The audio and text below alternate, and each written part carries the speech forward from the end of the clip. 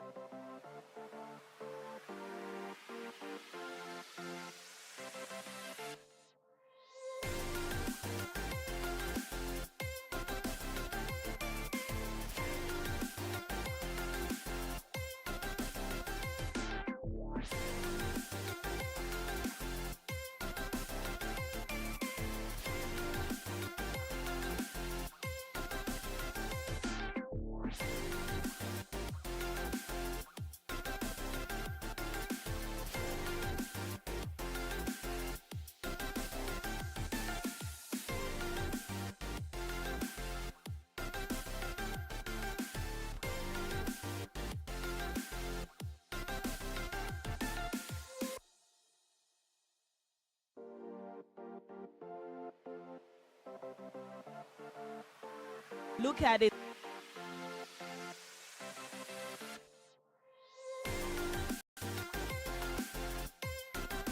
With an energy that shows that we are champions, we are independent women, we are powerful and beautiful. So I'm going to greet you again, and you're going to receive.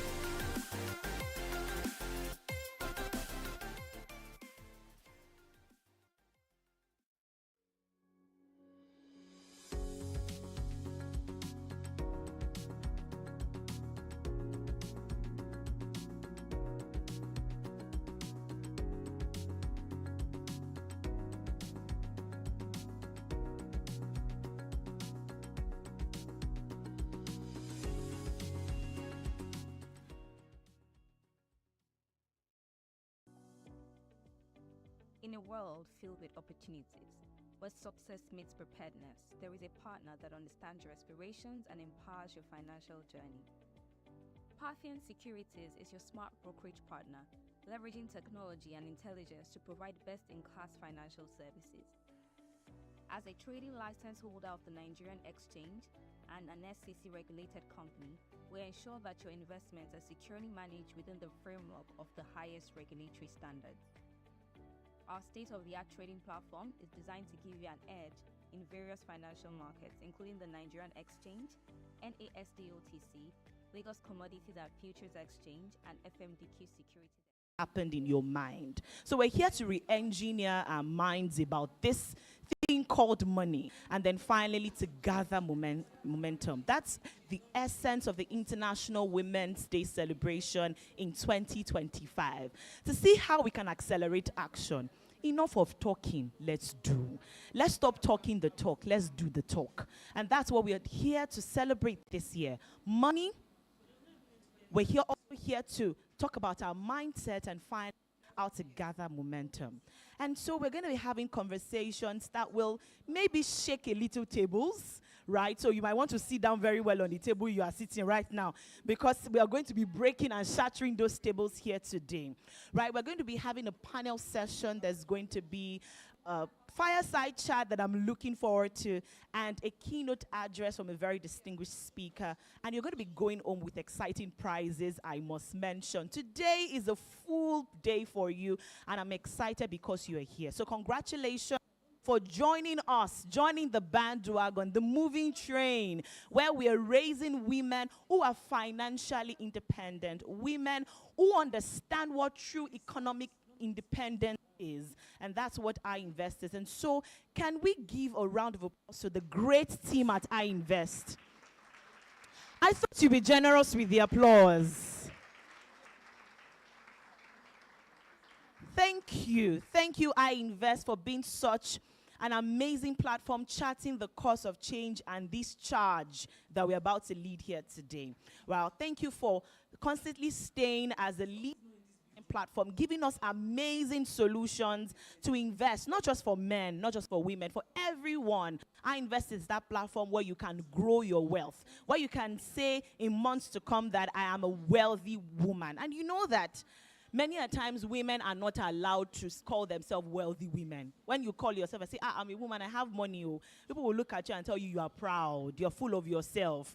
Why will you tell somebody you have money? Don't even let that man hear you that you say you have more money somewhere. They will not marry you when you have. I mean, I grew up understanding that you can't have a car as a woman until you are married. I used to tell myself that in Jesus' name, my husband will buy me my first car, right? Because I felt I was trained to understand that as a woman, you cannot have a car. You cannot say you are living in a 4-bedroom duplex all by yourself. What are you doing there as a woman? You don't want to marry Abby. You don't want to go to your husband's house. But we are here to change that narrative. We're here to break and shatter those walls. We're here to tell ourselves as women that it's okay for me as a woman to own a car before getting married. It's okay for me to be able to fund any trip I want to go to anywhere in the world. It's okay for me to say that, oh, mommy and daddy, take 1 million, use it for whatever you want to do. It's okay for me to own a certain amount of money in my account and not wait for any man to fund my vanities in quotes. If I see one beautiful bone straight, I can buy it myself and I'm not afraid to. And that's why we're here to celebrate Violets for Her. Welcome everyone to Violets for Her. This is the second edition. It's a Women's Day event put together by the good people at I Invest, which is a product of Parthian Partners. We want to say welcome. Thank you for coming from wherever it is you've come from this morning. We are indeed delighted to have you here this beautiful morning. All right, so let's look to our neighbor. First off, my name. My name is Gloria Babaride. Gloria Babaride is my name, but you can call me Gloria today. Gloria Babs, that's okay, whichever it is. I'm an international events compere. I master ceremonies all over the world, and I'm also a corporate communications executive. And it is my absolute delight and honor to serve as your compere this beautiful morning. Celebrate me now.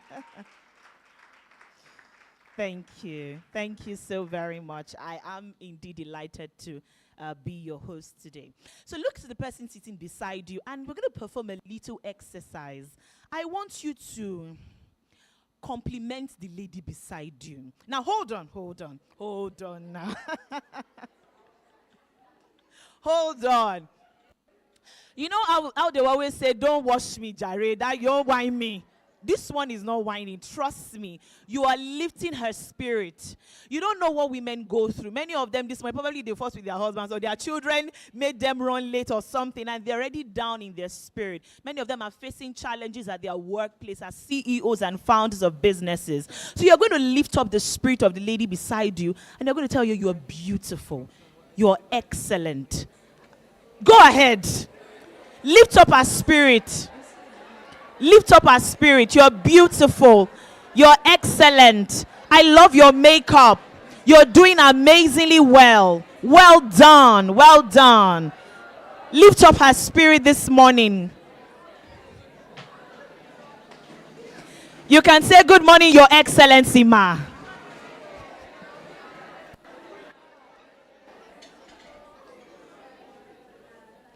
Love it. Thank you so much. Thank you. God bless you. Thank you. You know, we sometimes, you know where they say that it's okay for you to be your greatest critic. But I would like to also flip it. It's okay for you to also compliment yourself and be your greatest cheerleader.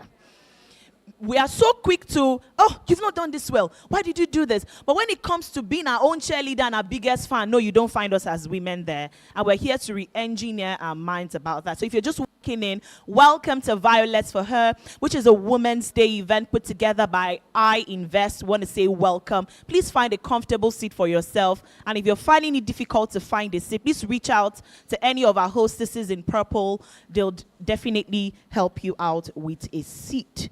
That said, I would like to also recognize so people watching online. We're live streaming to our online audience. Thank you for coming. Thank you for joining us. Don't worry. I will ensure you're carried along as much as everyone in the room is. But please do not leave your streaming devices for anything so that you do not miss out on today's program. That said, I have done my welcome, but I have to bring up someone whose shoes I'm not worthy to enlarge to give us another welcome. But just before that, please do not forget to use the hashtag Violets for Her when you post on social media. Let's make some noise about it that we're doing something terrific right here at Wheatbaker Hotel in Ikoyi. Hashtag Violets for Her is the hashtag to use. And please follow us on Instagram and across our social media platforms at I Invest. We'll be looking forward to that. So that said, ladies and gentlemen, did I just say ladies and gentlemen? Okay, yeah, I can see a few gentlemen in our midst now. Men supporting women. So ladies and the few, see them. Ladies and the few gentlemen in our midst to give us the welcome address. It gives me great delight to bring up to the microphone the Chief Operating Officer, I Invest. Please celebrate with me, Toby Olusoga. Please, a round of applause. Looking drop dead gorgeous. Whoosh! Thank you. They said I should do a welcome address, but I think Gloria has said most of what's to be said. But I'll echo her and say that it is so nice to see so many beautiful, powerful women in the room. It's an honor. Thank you for joining us. For those of you who don't know me, my name is Toby Olusoga, and I'm privileged to lead the amazing team behind I Invest. And I'd like to give it out, special shout out to all the I Invest ladies, given that it's International Women's Day, so thank you. So I don't have too much to say, but it's times like this that give us a reminder. You know, the International Women's Day theme this year is Accelerate Action. And it's a reminder that progress doesn't happen by chance. It requires intentional steps. Every little action that we take takes us one step closer to our goals. Like many of us in the room, I've had to navigate the world of finance, and that involved learning, unlearning, and basically figuring out what the world of money means for me. And that's exactly the reason why we created Violets for Her. A space for women to have open, honest, real conversations about money and how it relates to us as women. So, with the theme being Accelerate Action, we derived 3 key pillars: money, mindset, and momentum. Money it gives us the power of choice. It allows us to make decisions to live the life that we truly want to live. Mindset, that's where it starts. Everything starts in the mind. If you don't believe you have the ability to make wealth, then you really can't make it happen. And momentum, it's just small, consistent actions that lead us one step closer to our goals. So I want us to really, take this on board and make today count. I'm truly grateful for the incredible women that we have on the lineup today. They are building wealth, overcoming challenges, creating opportunities, not just for themselves, but for other people too. And I'm really looking forward to taking nuggets from their knowledge, from their expertise, from their experiences and lessons to help us all on our journey to financial freedom. So I encourage you to engage, connect, and ask lots of questions. And let's make today count. Welcome once again to Violets for Her, Money, Mindset, and Momentum. Thank you.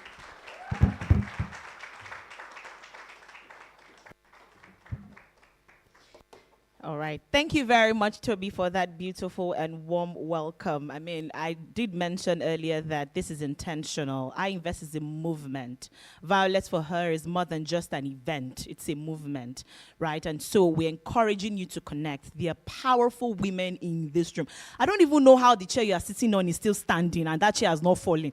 Because you are so powerful that you don't even know what you carry on your inside. So please do not look down on anyone here. Share your contact. Get somebody's number before you move ahead, because your next gig or your next breakthrough might be from the lady sitting just beside you. So please do not in any way take this for granted. Connect, collaborate. I say it every time, collaboration over competition. We competitors more than competitors. All right, so that's what you should have. That mindset is very important even as we move on today. Please, another round of applause for our COO. Well done, Toby. And to the incredible team at I Invest, thank you so very much. We must thank all of our partners for making this possible. I did mention that you're carding exciting prizes, and we have to give their flowers to them. Please help me. Indulge me with a round of applause. House of Tap International, please a round of applause. Heritage Hub, please a round of applause. Vive Hair Care, please a round of applause. And finally, Activate, please a round of applause also.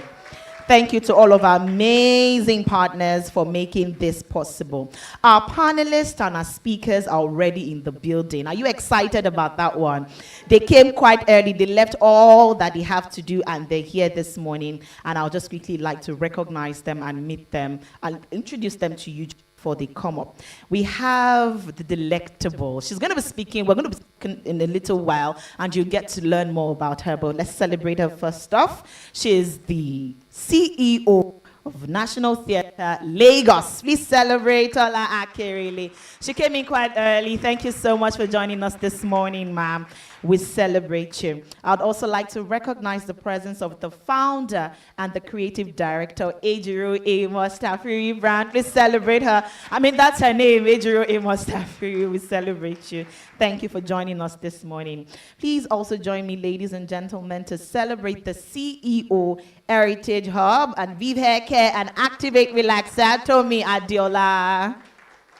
We celebrate you. Thank you for joining us. And our moderator who will be moderating the panel session, she's the founder and the host of the Star Network podcast. Please celebrate with me, Zephia Ovia Ikem. Thank you for joining us this beautiful morning. So, ladies and gentlemen, please just permit me if I do that. I'm so used to that already. We're talking about money, mindset, and momentum. And we're taking a step deeper this morning because financial power isn't just about the numbers that you have in your bank account. It's not about saying, oh, I have 5 million, I have 10 million, I have 100, 1 billion US dollars. It's about how you're able to manage it How you're able to find your purpose, because many women lose their purpose and themselves at the sight of money. So how to ensure that you control money and it doesn't control you, right? How do you align your purpose, passion, and your finances to create a life that is impactful and a life that is filled with fulfillment?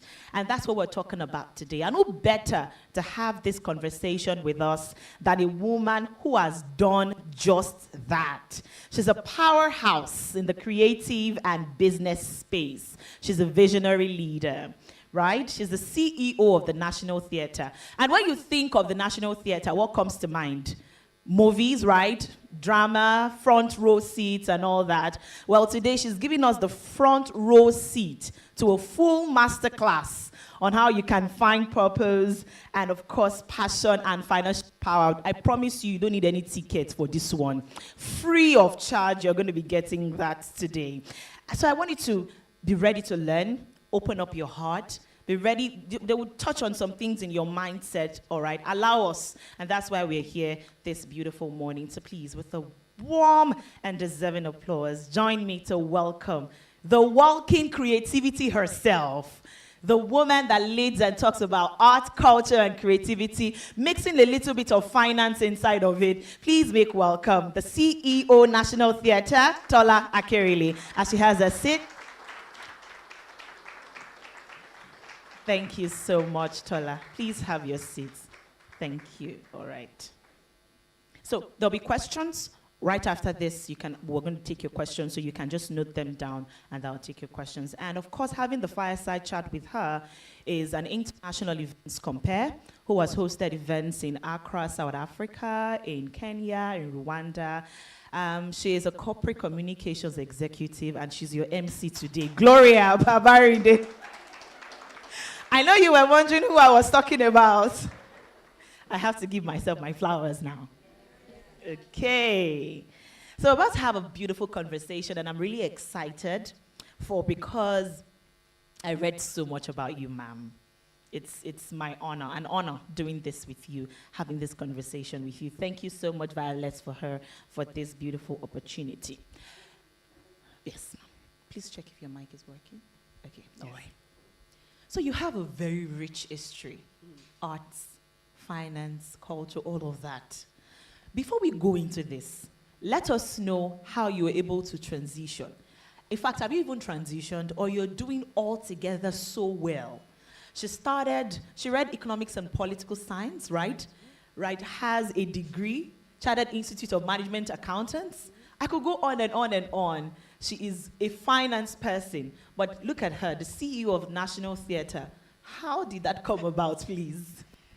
I have definitely transitioned out of finance. Good morning, ladies, beautiful ladies. It's wonderful to see you all. I'm looking forward to the conversation.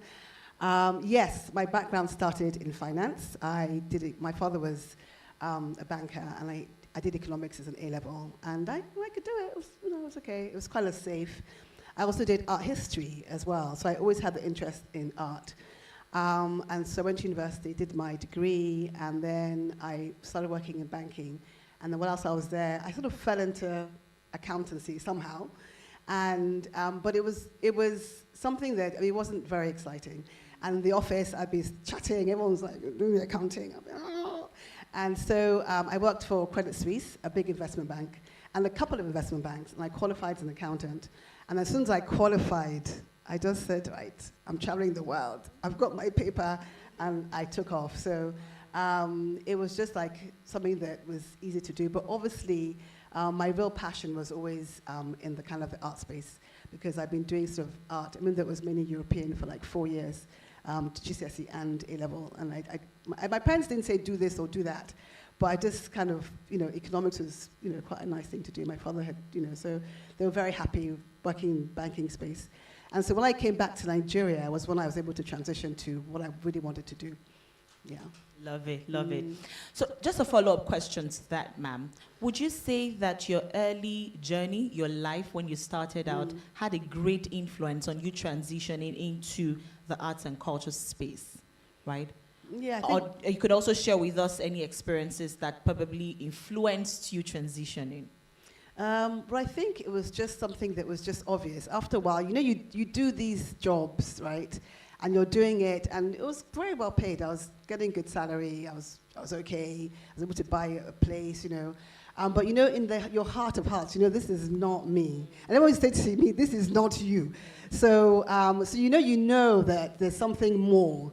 And so I just did it for a while. And then when I came back, when I started to, I'm going back to Nigeria, I just saved. I just gathered my funds. And I just thought, I'm going to go back to Nigeria. I'm going to buy a car, So when I knew I was going back, I started saving. But to be honest, when I was in the UK, I was actually having a great life. I was good job, boyfriend, everything was going well. I said to him, don't worry, I'll be back in 6 months. And then, of course, when I got here, I was just like, no, it was amazing. It was, honestly, for me, I went to school when I was quite young to the UK. And so I'd been away for a few years. I'd come home a lot. But when I came back, I was like, this is where I'm meant to be. Because I think just culturally, creatively, I was supposed to work for an oil company. And they told me to go and do my NYC. I did it in the gallery. And that was the beginning of the whole thing, yeah.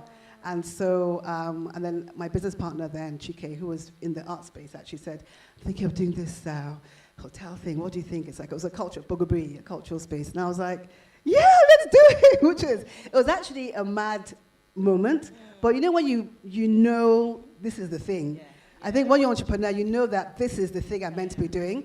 And whatever anyone says to you, whatever they do, you just, I know that when I stayed for a car and everything, that's what I just threw into the business. And I just had a deep, it just felt right. It felt right. My parents were like, what is this girl? What is she doing, But they also knew that what I'd done, and they respected my career path to date. And so, I came back to Nigeria. No one really saw me for the first 6 months. I was just working, getting the place ready to open. And it was just nice to be back. It was a long time ago. So all the information you had now, I didn't have any of that. It was just passion and commitment and just dedication. And I didn't have all the money to do it either. It wasn't like I had all the money. I had a little bit of it. But, when you do something and people see what you're doing, that's why we say to people, just start, commit yourself, seed your business, and then people will see what you're doing, and they will come on board. But just start, take that first step. I think that's what happened. I just took the bold step and started. I think along the way I was like, I need money to do this, I need money. And people were just supporting. So I just feel that you just have to just commit to something. And if you really believe in it, people will see that as well. And if you have a proper plan, it's something that you can, really just go for it. It's a round of applause for her. Amazing. Amazing. Thank you so much, Ma, for sharing that one with us. I love the fact that you mentioned that you knew what you were doing and you saw that, this is where I should actually be. A lot of women struggle with making that change. They know that this is not where they should be, but probably it pays them more. It gives them more time to do what they want to do, but they're not finding that fulfillment there, and they find it very difficult to change. But thank you for finding that path and staying with it. Thank you. Now, you've led significant cultural initiatives. You came on board and revamped the entire National Theatre, right? Of course, leading the +2, 3, 4 fair and all of that. How do you ensure that you stay in your place of purpose and passion, even while leading all of these beautiful, amazing, great initiatives, that you do not lose yourself?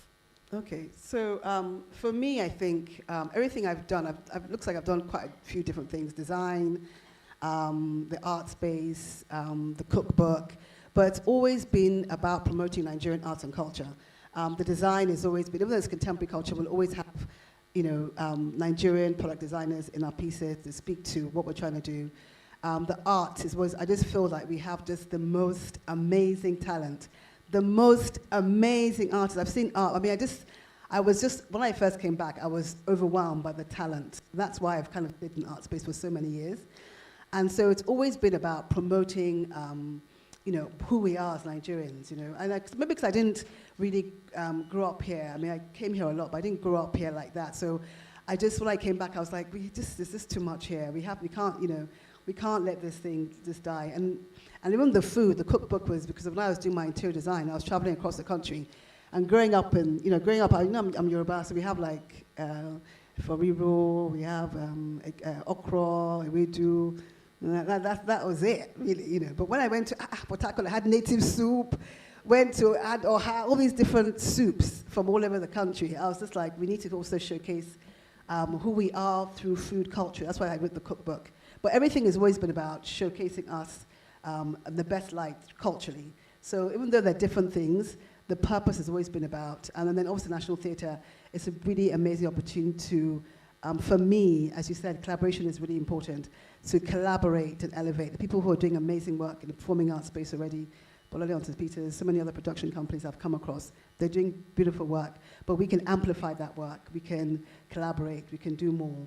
So it's really about, you know, using this platform to, I mean, in the film space, in the art space, looking at culture and heritage and education. So it's always about just throwing a light on what we have, because I don't think we don't always appreciate our content. I think we just, other people come here and package it for us, but we ourselves don't appreciate what we have. So I think that's been my purpose, and every day I wake up, I just feel excited. I feel happy, excited to go to work, which I didn't have when I was in finance. But no, now I just, you know, so I think for me, that's success for me, just like that kind of fulfillment. Mm. Thank you so much, ma'am. What I would take from what you've just said is find your purpose and find joy while at it. It helps you to stay in your place of purpose, right? She found out that that's what makes her happy. That's what makes her joyful. When she does these things, it's like she's pouring all of herself into what she's doing. And that way she's able to keep her purpose and keep herself while at it. So that's a cue to every woman seated here, and you're listening to whatever it is that you're doing, ensure that you find a certain level of fulfillment in it so that you can ensure that you're attaining purpose even while you're doing what you're doing. And that takes me to the next question, ma'am. How do we turn our passion into profit? Many women find it very difficult. Oh, I love to cook. I love to make hair. I love to swim. I love to teach people how to swim. I love to do stuff. But they're finding it difficult to turn that into, money is very important. That's what we're here to talk about. So how do we turn that passion, what we love doing so much, passionate about, into a profit-making venture? That's a very good question, and I get asked the question quite a lot. I think, first of all, you have to kind of value that thing that you are passionate about. You might just say, oh, I just like making cakes. But actually, that's a real skill. People eat a lot of cakes. I really love to cook, you know. So I think sometimes we're so focused in what we're doing. Let's say you're a banker, or you're in, I don't know, something you're not that passionate about, or finance, or let's say you're a scientist and you want to become a thespian, you know. And like you say, it is easy to stay where you are because your bills are being paid, you know. So what I would say is, first of all, value that passion, because sometimes you just look at the passion as it's nothing. I'm sure even you, as a compere, and, you know, I'm sure there's a point where you thought to yourself, I can actually monetize this. And that is how we have to think. So I would say, in terms of practical steps, is stay where you are. There will be a time when you know that I need to leave this thing. But get the other passion going. And I think, you know, friends, family, don't underestimate how they can support you in the early days of that. And I think, you know, one thing about women is our superpower is multitasking. We have an amazing ability to do, we shouldn't do too many things, but at least do 2 or 3 things at the same time. Most men, my husband, he's going to do 1 thing at a time. I need to try and give him 2 things. He'd be like, you know. So we have this amazing superpower. So you can stay where you are, earn the money. I think I was working in finance for like 7 years, and I was able to save over those years. I had a decent life, but I was able to actually save. Not because I was planning to come to Nigeria anytime soon, but because I had a sort of a saving, you know, I was earning well enough to save. But it doesn't matter how much you earn, you can always save a percentage of your salary anyway. I think it just helps with those rainy days. You don't know when you're going to, you know, the job or something will happen. So just start by doing that. And then as you're in that place, you can start planning the next phase. Some of us have, you know, when you have children, that's always a quite good time to transition into the next phase of your life. So thinking about how you can do that and how you can monetize what you're doing. Because I think there's also a lot of information. I mean, this is the age of information. Anything you want or need, you can get it, Google, the courses, free courses. So I think we have to understand that. We have to spend time reading. I think some of the things we're not very good at is actually just spending the time to research what we're doing. And there's information on how to turn these things to monetize them. So I would say stay where you are. There'll be a time when you know that I can't do this anymore. This like just getting up, it's just like, ugh. So that might be the time. And as you're preparing to go into that new phase, you start alongside what you're doing. Family and friends can support you, but there'll be a time when you want to turn into a business. You need to value that business. You need to value yourself, value your time. How much time am I spending doing this thing? What is it giving me? How can I monetize? How do I want to live? How do I monetize that into something that can pay me on a monthly basis? It takes a while to kind of get there, to figure it out, but you can definitely figure it out. And then from there, you'll know that, okay, this is the time. And then once you, I think everything you do, just keep records of what you're doing. I think just simple finance, it doesn't have to be anything complicated, but keeping records, income, expenditure. So when the time comes for you to kind of step up, scale up, you have documented information. So it can start as a hobby, value yourself, value the work you're putting out there, and then you can also, when the time comes, you can actually get a small loan from family and friends or from the bank, but you have to have your numbers. You know, that's why it's good to have a little bit of financial literacy, just to understand the basics. But you can just, I think that's, to me, I would say that's sort of like the easiest way to do it. Please a round of applause for those nuggets. Life lessons on the marble. I do not know if you're learning a lot. Are you learning a lot already? Trust me, I am learning so much from you. Thank you for opening up and for not gatekeeping. Thank you. No. All right, now you transitioned from finance to art, but you never really left that financial background. It's still somewhere. Now, let's talk about how women can access financial power, even while pursuing that passion, because that's really a challenge for a lot of women. How do they access that financial power, even while staying at the place of purpose and passion? I left finance in terms of my career, but I think it's important for life in general. And you need to kind of understand your relationship with money. We all have different relationships. The way you were brought up, the way your parents handled money, the way you handle money. Even thinking this yesterday, that this clothes buying is getting a bit macho. You know, you have like so many functions, you have to buy clothes, but I thought, you know what, this is Lent. Let me just, you know, step back a bit. But you have to look at how you spend money, because I think there are always ways to, you know, and I'm not definitely the best financial person, I'd have to say, but there's something, I have a group of 4 friends who are also interior designers, and we've done a lot of training for younger interior designers, and we just, so we share a lot of information generally, and so we've just started doing something where we actually get together and get a financial advisor to come and speak to us,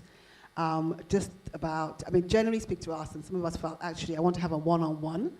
So you can kind of, this is obviously a financial platform, but there are ways you can create groups and get someone to speak to you. And honestly, these experts bring so much insight into how you can maximize what you've got, how you can save. Saving is beyond keeping money in the bank. You know, there's so many tools. This is the perfect place for that. I invest, you know, treasury bills, depending on your risk appetite, knowing your risk appetite. Am I risk taker? Am I risk averse? And, you know, knowing how your money can work for you. So these are really simple, just having an understanding of what it means to be financially literate and what it can do for you. What do you want to do with your life? You want to next year, you want to travel, you want to buy a house. How do I get from here to there? And I always try at the beginning of the year to kind of set a goal.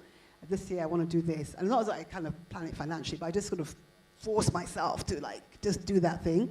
But there are better ways of doing it if you can actually get financial advice. So you can just pull together maybe a group of 6, 10, 8, call someone to speak to you. And there's so many, I invest, do that, I'm sure. And there's so many independents. It might be someone even in your friendship group. There's a financial person who says, come and talk to us, you know.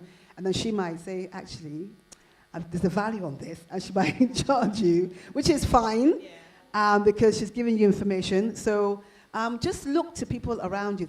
Every group, there's someone who's doing fashion, someone who's doing finance, someone who's a lawyer. So just, you know, use your networks initially. to just, gain information, I would say.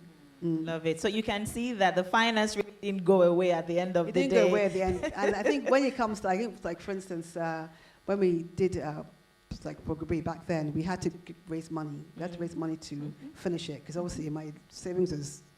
It wasn't really, it wasn't that much. So we had to go and borrow money. And so I guess, understanding numbers helped in terms of raising funds. Thank you. Please, a round of applause for her again. Thank you very much. Thank you. So just before we begin to wrap up, and I'll take questions from my audience, because we have just about 10 minutes more. You already pointed out a situation where your background in finance helped you in a project, a culture project. Do you have any other examples where any other experiences where your experience and your background in finance helps to fuel probably a funding for a project you're working on? I think it just helps any business you do. It just definitely helps having a basic understanding of numbers. So I have, obviously I've left the businesses. They're still running, but a design business and a gallery. And so obviously having those structures in place. And people are like, how do you do this, how do you do that? But it's just having structures, good structures in place, and good staff. I mean, it's not me doing it, it's them doing it. But I think empowering your people as well is really, I think as a woman, is really important. I have a lot of women that work for me. I mean, we try and balance it, but I have a lot of women that work for me, and we try and empower them to take, to do more. The gallery had a fair recently. I think it's in South Africa. And I was like, I can't go. You guys should go and do what you need to do. So sometimes you want to hold all the power and everything. But maybe after a while, you realize that if you don't empower your staff and you're not there, like I'm not in my businesses, the business can't sustain itself. So it's that thing about, which I think we have a problem with, that kind of owning a business and that kind of succession, and if you're not there, what happens to the business? It's something we need to think about as well, because it's like everyone has their own business, and when they're not there, there's no business. So I think empowering your staff generally and financially, just to understand the basics, is also important. But I think in just having a business, you need to have some level of understanding of numbers. But if you really can't, there's so many small accounting firms that can support you in the early days, small HR firms who are like starting out like you. A lot of people I did design for back in the day, they had their little apartments, and now they're now owners of companies, they have their offices. So you grow with them, they're having homes in London, they're having homes, so everyone's starting like small how many years ago, but you grow with these people, and the things, so there are people around you who are trying to start as well, so just encourage them to, count down, come on, help me with this, I'll pay you this, don't worry, when the business grows, we'll do more, and their business will grow, your business will grow. So I just think that people just look around you to see what's available. Thank you very much, ma'am. Now, you designed Ebony Life Place, right? Yes, Look at that. She designed the Ebony Life Place. Are you aware of that? Aha! They didn't know. Yes, that masterpiece, that commercial place where and you the go. hotel next door. Look at that. Man, you need to pray for me when we leave here. I'm very sure that your background in finance also helps that. Yes, right. Absolutely. Touch a little bit about that. 30 seconds. So that project was, obviously, I worked with, I got a call one day that there's a project, as you do with interior design, you just get a call, usually. And I think what she wanted to do was exciting, really exciting for me, because obviously it's, she's in the entertainment space, arts and culture, and she also wanted to have a real element of like Nigerian kind of context through like art. She's like, wow, this is the perfect project, And obviously we're working with her as well. But the budget was actually, it wasn't a huge budget, so a lot of the time you're kind of, it looks like it was a huge budget. But it wasn't actually, it was a good budget, but it wasn't a huge one. So obviously just managing costs is a big thing. And, managing people, managing your clients. So it was a lovely project. I think doing the hotel, I love that so much as well, because it's a little boutique hotel. Each room is different. sourcing internationally for items. It was a project that was done very quickly, actually. I think it took 18 months because of and then when we opened, COVID struck, so it was actually it was a bit sad. But it was definitely, it was a project that definitely stretched us. It was full on, it was intense. My client was, she's very hardworking, actually, very hardworking. And so we kind of, I think when we met, we felt we can work together. And so it was just very exciting to deliver something like that for her. So yeah, it's amazing, amazing project. Lovely. Please can we celebrate this powerhouse, this amazing woman. All right, so let's take 2 questions, just one and just one. Okay then. All right. Okay. Good morning. Morning. Your name and what the Lord has done for you. My name is Ibiami. My question is about transition. So as you were telling your story, I felt like I was hearing my story. I just spent the last 15 years in Canada, and I booked a one-way ticket, and I haven't quite left yet. Wow, amazing. And ironically, I help people make career transitions. Okay. And I'm finding myself in the middle of like a really big transition right now. Helping people get jobs and build their career in the corporate world to going into their own businesses and entrepreneurship and all of that kind of stuff. I have 10 years on the career side, 2 years on the entrepreneurship side. So the imposter syndrome is thick at the moment. My question is about managing the pressures of the financial strain, because I have bills, I have staff, I have things I'm doing, while you're making this pivot, and just how not to freak out, essentially. And I wanted to hear if you have any thoughts about, just navigating that move. I think it's completely natural, what you're feeling. I think, I think everyone has that kind of, women, this imposter syndrome, but you've got to believe you've been doing it for 2 years, and you're doing something else before. There may be a time when you're doing both. You're probably doing both for a while, just to meet those financial commitments, but there'll be a time when you need to kind of like spend more time on this one. And it's your networking. There's a lot of work to be done around network. I think Nigeria is one of the amazing places because you can meet anyone. If you really want to meet someone, you can meet them. So you've got to like push through, and I think it's probably client-based business, right? Yeah. So you have a room full of women here. I don't know what your demographic is for your clients, but you need to kind of put that extra work in to make sure that succeeds, because that is where you want to be, right?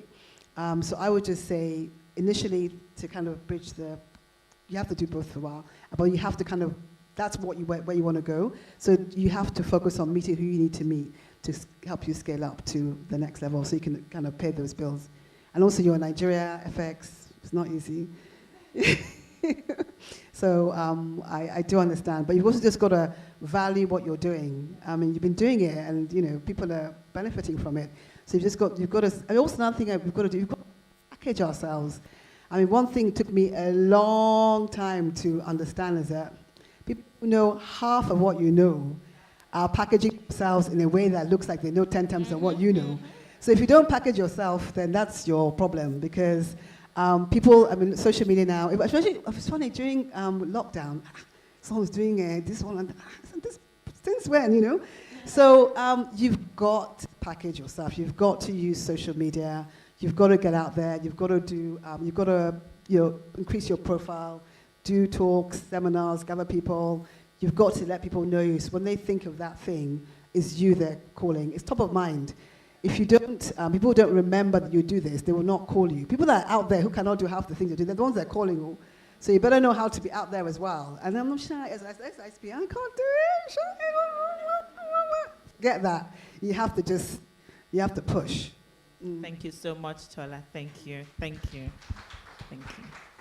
All right, Toby has a question. As you mentioned that you got a call about Ebony Life, right? What came to mind was that I can imagine on your journey you've had many different calls, you've had different things about clients. Are there occasions where you said no, and what kind of influences that sort of decision? Because obviously, when you're striving for business growth, increase, the objectives and goals you have that tendency to want to grab everything. Are there occasions where, and when do you make those sort of decisions?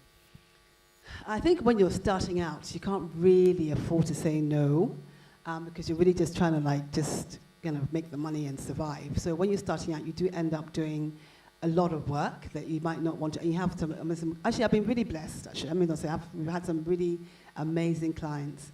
But there are times when my gut has just said, don't do this project. And I've been able to because I'm where I'm at, it takes you a while to get there, because you can then choose who your clients are, because you have the reputation. So it's really important that, and all of our work come from referrals. People refer us. So your work has to speak for you, because that's how you grow up. Because I think that's what's helped me a lot, just like referrals. And we don't really market. We have a social media, but we don't really market our design business. People just usually come, and they come to us. And so there might be times when we're really busy, and it's easier to say no, because that feeling. But I think when you first start out, it's difficult, it's tricky. I wouldn't advise it. And sometimes you grow. When you have those crazy clients, it actually makes you grow as well. Patience, perseverance, deep breath. I can do this. It's okay. So you actually grow. Sometimes you need those difficult clients to make you kind of grow. And, we need emotional intelligence. We need wisdom in everything we're doing. Even when you're not, there's a way where you learn to say things. You have to say things in a way that, won't offend. You know how you're feeling inside, but it won't come out like that, So all those things, those are things you've learned along the way. But I think it's a time thing and building a reputation, to be honest. I think after a while you can start choosing, but you have to be known to do quality work. Please, a round of applause. Thank you. So finally, what's that one piece of advice that you want one woman here to go home with? So always remember when they remember the 7th of March, 2025. I think we have to really value ourselves. I think we just don't value ourselves enough. I'm learning that I do so many things, but sometimes you have to just, take time out and value yourself. You're talking about your new business. I think the imposter syndrome, a lot of the time, is because we don't value what we have, or value what you know, or you don't have the confidence to speak about information. So I think I want us to all really to value ourselves as women. And sometimes we live in a society where there's so much judgment. Women are the ones who are judging. You will look at this Natasha, whatever her name thing is a woman that I'm like, what? Even if we have something bad to say, just keep quiet. Why are you pulling this woman down, So I just feel like we need to value ourselves. And I think the spirit of collaboration is also very, very important. Those networks that we have. So those are the two things I would say. And just believe in yourself. And there's so many things I'm saying, but believe in yourself and be bold. When that time comes to step out and do that thing you're meant to be doing, trust God and be bold. Please, can we give her a deserving applause? That was a master class, an entire book in 30 minutes. Thank you so much, Tola. Let's take a quick photo.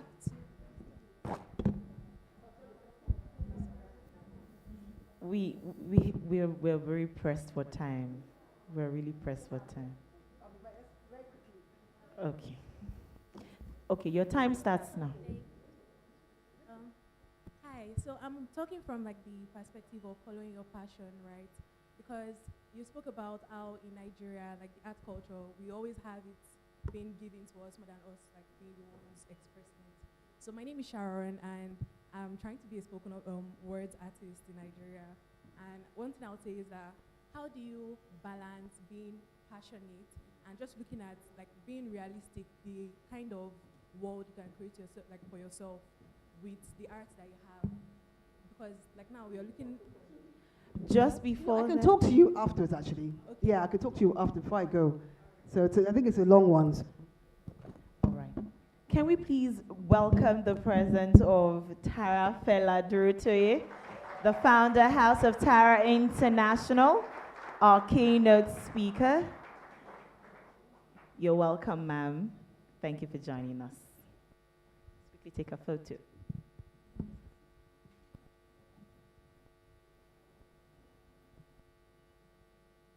Thank you. Once again, give it up for Tola Akerele. the CEO, National Theatre Lagos. You know, I did tell you that today was going to be worth your while, was going to be worth your time. Today was going to be eye-opening and amazing. And that session was such a powerful way to kickstart. So you're just walking in. Welcome to Violets for Her, which is a Women's Day event put together by the good people at I Invest. We're really delighted to have you here this morning. So we're running. Now, there are people who build businesses, and there are people who build legacies. Now, there are brands that don't just sell products, but they sell and inspire generations. We have our keynote speaker with us in the building this beautiful morning, and she has done just that, built legacies, and she's still building it. Please a minute.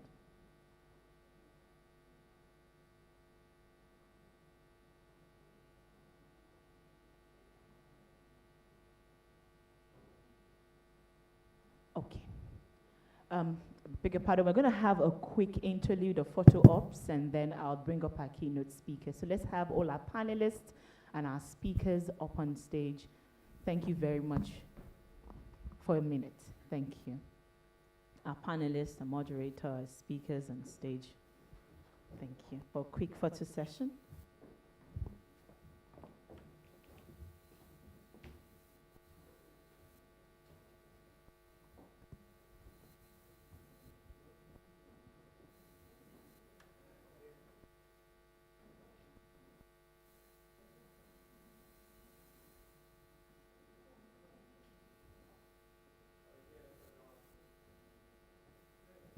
Let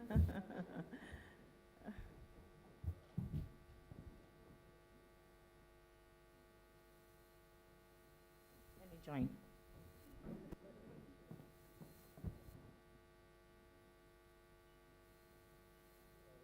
Thank you. Please, you make your way back to your seats. Thank you.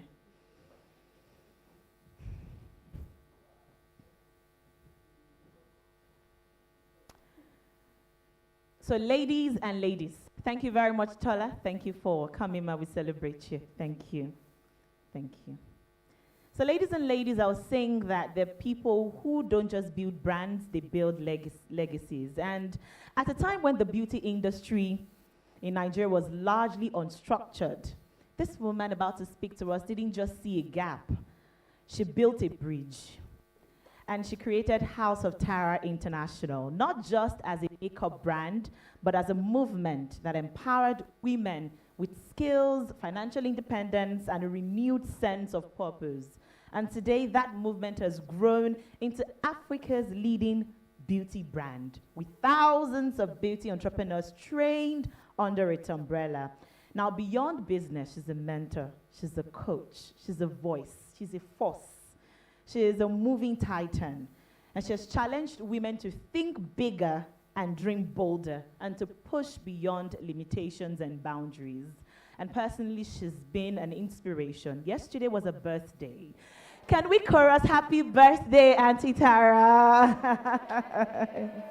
We celebrate you, ma. And she's going to be speaking to us quickly and giving us a keynote address at the second edition of Violets for Her, put together by I Invest. It is an absolute honor to welcome to the microphone a visionary leader, a trailblazer, a beautiful woman, an angel, an actual angel. Ladies, join me in celebrating and putting your hands together for the one and the only Tara Fela Durotoye, founder, House of Tara International. Isn't she so graceful?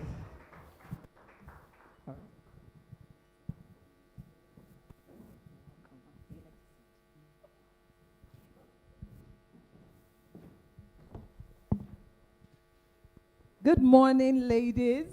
Oh, I see my tribe member in the audience, so I'm excited.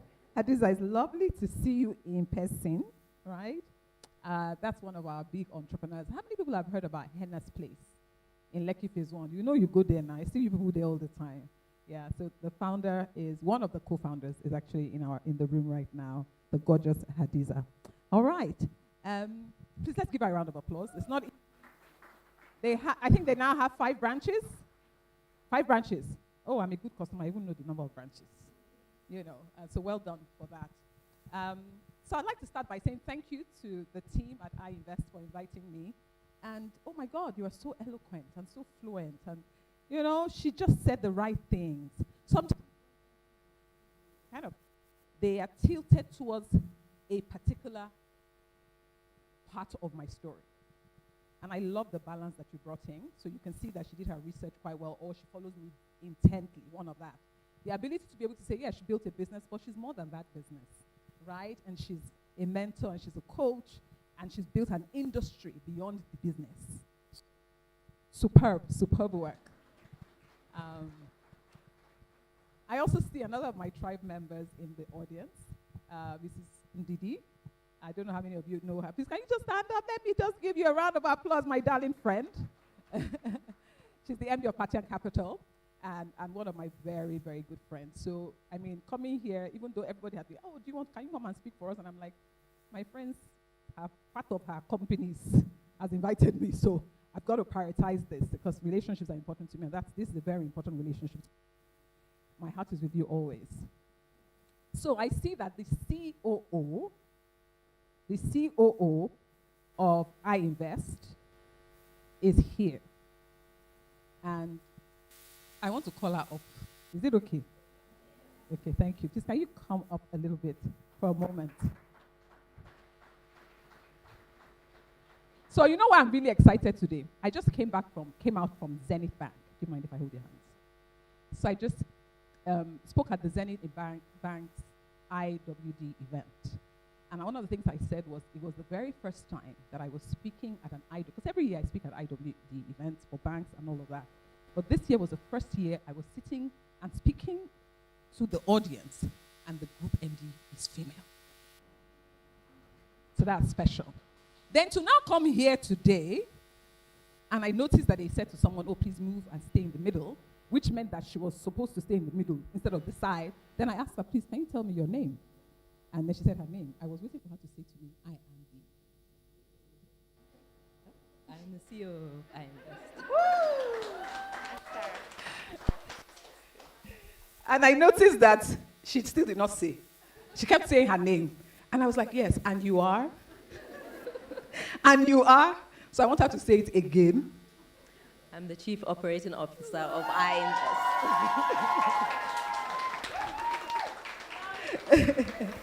Thank you very much. And by the way, she's also very gorgeous. Yes. So these days, the way we're having beautiful women in leadership position is like, what's going on right here? Okay, so thank you for the invitation and honoring me. And there's a beautiful audience, beautiful environment. One of the things they wanted me to talk about today was mindsets. And the truth of the matter is that it's a very important conversation to have. Our mind is so powerful. I always talk about the creative power of the mind. Many years ago, a friend of mine in Tanzania did a post about what she would tell her 18-year-old self. And as she did the post, she decided she was going to tag some of her friends and ask each one of us to share in the comment section. And I was one of the people she tagged. And I then said, oh dear, I called my native name, Mewe. I said, Mewe, guess what? All the things that you desired when you were 18, do you believe that they actually happened? I'm actually living the life today. I am a successful entrepreneur. I'm happily married to a godly Christian man, raising beautiful children who are committed to God. This was what I had. I have a name, I have an influence, I have platforms. This is what I desired. And I didn't know that it would actually happen. Now somebody has just asked me, and I'm having to recall that the things that I desired are here. And I said that to say there is something called the creative power of the mind. The creative power of the mind. And whether you're a woman or you're a man, you have it. The question is whether as a woman you will use it, and you may not use it simply because the society has acculturized us to not want to because we think that we may not achieve it. I thought it was beautiful that I came to that realization that the desires I had at that young age became my reality. Then I said to her, what I wish today, I said, wish me luck in dreaming again, because now I'm in my 40s. So I have to dream again. So that when I'm 60 and they ask me, what would you say, dear Tara, to your 40-year-old self? I want to be able to say I had the same audacity like you, where you dreamed, desired, and it came true. And you could look back at 60 to say to your 40-year-old self, do you believe that everything you desired became a reality? I say this also to say, every time you want to do a hairstyle, the things that we can easily relate to, what do you find out? What do you notice? When you desire to do a hairstyle or you want to buy a car, a particular car, you see it everywhere. So what happened? What happened? Your mind drew it close because your mind is that powerful. That's what I call the creative power of your mind. The creative power of your mind. The hairstyle people have been doing the hairstyle forever. Why is it suddenly because your mind has the power to say, listen, you're going to see every single person who has this hairstyle because it's your desire. And so you desire to marry a particular kind of man. You're going to see these men because that is what you desire. But there's a trick about the power of the mind, is that sometimes something tricks you to lose focus from that thing. I'm a Christian, so I'm going to quote some scriptures. One scripture I'm going to quote is, a man who's unstable, he will not receive anything. And being unstable is double-mindedness. So if you want to do this hairstyle, the reason why you're going to keep seeing the hairstyle is because you want to do the hairstyle. You are not unsure whether you want to do it or not. No. You want it to be urban. You want the hair to be red. You have desired it. That's why I will never see red hair, because I have no intention of doing red hair. I won't. But guess what? I see everybody who has natural hair. I like natural hair. I like my natural hair. And I like people that like their natural hair. So it's as if everybody around me has natural hair. Even though that's not accurate. That's not true. But that's my reality, because I have replaced the algorithm in a manner that suits my desire. So women who are in this room, we have some mindset shifts that need to take place around money. And because we've been acculturized to see things a certain way, there has to be some unlearning and relearning. Some learning and some relearning. Some learning and some relearning. To say, I'm not going to wait for a man to come and make me rich. No. No. I'm also not going to wait for my father's estate to make me rich. Because I'm more than that. Because I'm what? Because I'm what? Because I'm what? Because I'm what? I can't hear you. Because you don't want to say it. You guys came here for violence for hire. We're talking money here. See, where I'm coming from, I gave a balanced message. That some people just want soft life. Anybody who's in this room, you didn't come here for soft life. You came here because you want to make money. So we talk about money. Okay? So, thank you let's give her a round of applause. So I need the energy in this room to say, Tara, you're in the right room. Because I'm one of you. And my front is to be rich. You know what they call me? Mentor me Olowo. Do you know what my husband calls me? Afeke mi Olowo. And beside my name is dollar signs. Yes, if my husband brings his phone now and check my name on his phone, you will see dollar signs plus dollar emoji. Bundles. That is Afeke mi. So when I talk, she has added to it. So ladies, when you see me today, you don't call me TFD, you call me what? Oh, I didn't hear that. I didn't hear that. Dollars. Dollars. I like that one. In short, let's take it up. Tara Olowo dollars.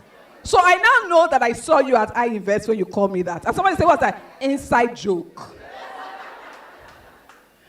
Okay, so we are here in this room because we want a shift to take place. And I want to join you on that shift, because as women, we've been so conditioned that we break one level, but we have to break a second level. So I'm here, I'm also breaking one level as well. I may have advanced more than some of you, but I'm still breaking. Why? Because I have been conditioned. I've been conditioned that the man is the head of the house. And because he's the head of the house, his sole responsibility is to provide for me. Even though that's not entirely accurate, right? But that's how I've been conditioned. What that means is that as I grow, I can make money, but not necessarily. I don't desire to have a private jet. So they say, I had a conversation with my godson, and he said to me, I said, why are young girls, always so insecure? Because I have all these young people, 18-year-old, 19-year-old, 20-year-old. So I asked him, he said, Auntie, the thing about girls is that, you see, they spend a lot of time on social media. But when they spend time on social media, half of the things they see is telling them they're inadequate. Because they're looking at people with long hair, and they're saying, is my hair long enough? Is it short enough?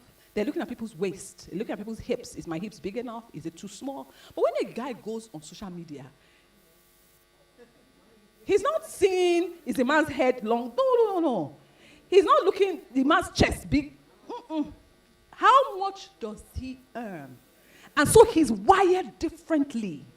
This is a 21-year-old boy giving me this revelation.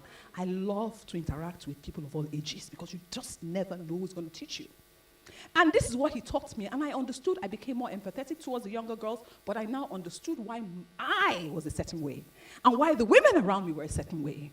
And I came to realize, there's a shift that needs to take place so that we can see ourselves not just as women, but as value creators who then attract money.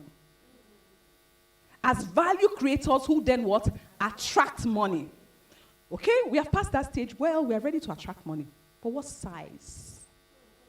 How much? To what extent?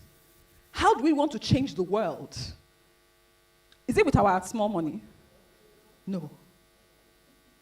So I was with a group of women, and one of them wanted to open a bank. And she said, a bank. And she said, how many of us could invest in building a new bank? We stopped the meetings. And it wasn't because it wasn't a great idea, but because we didn't have what it took to bring that kind of money out. And so when we're talking about celebrating action, we can't really action anything if you don't have money. The people that can action are people that have dollars. That's it. So let's come out of that mind frame. I want us to desire more. I want us to desire more. I want us to desire to be rich, not just to be rich, to be stinking rich. To be what? Correct. I want us to be stinking rich. I went to a 50th birthday of a friend of mine, and her mom took the microphone, and her mom was talking about when she retired, and she was saying, the thing about this, my daughter, is that, I chop her money. I love the sound of it. Huh? She said, I chop her money. I'm sure even heaven was happy with my friend. Let our mother say, I chop her money. Let it not be, and you know when they chop your money, the money is so much that you don't even know they're chopping it. Do you see what I mean?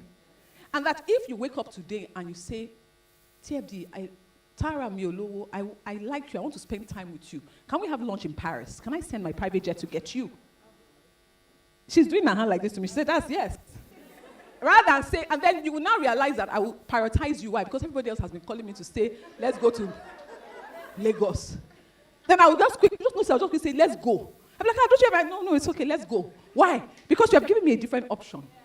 And the option is, let's get on my private jet. Let's go out of Lagos. You know, Lagos can be quite stressful. And then we can go shopping while at it. Isn't that nice? Okay, so I've talked about mindsets. And I've talked about the creative power of the mind. And at this moment, I want to desire. Remember the situation my friend said, tell your 18-year-old self. So whatever age you are now, 25, 35, 40, whatever the age is, I want you to now dream again. Go into the future for a moment. And from a monetary, financial standpoint, I'm not talking about a husband, I'm not talking about children, I'm talking about money. See the dollar sign, yen sign, pound sign. See what it can give you, what you can get out of it. See the value that you can give and you can attract for a moment. Then after you have seen, write what you see in that future. Then come back and come and tell us what it is. Let me give you a moment to do that. Whether it's on your phone, whether it's closing your eyes, whether it's writing, but I want you to desire something financial. What you want to be, what you want to have financially. And say to yourself, in 20 years' time, I will see Tara somewhere. And then I would say, do you know that that thing that I saw is now my reality? One moment.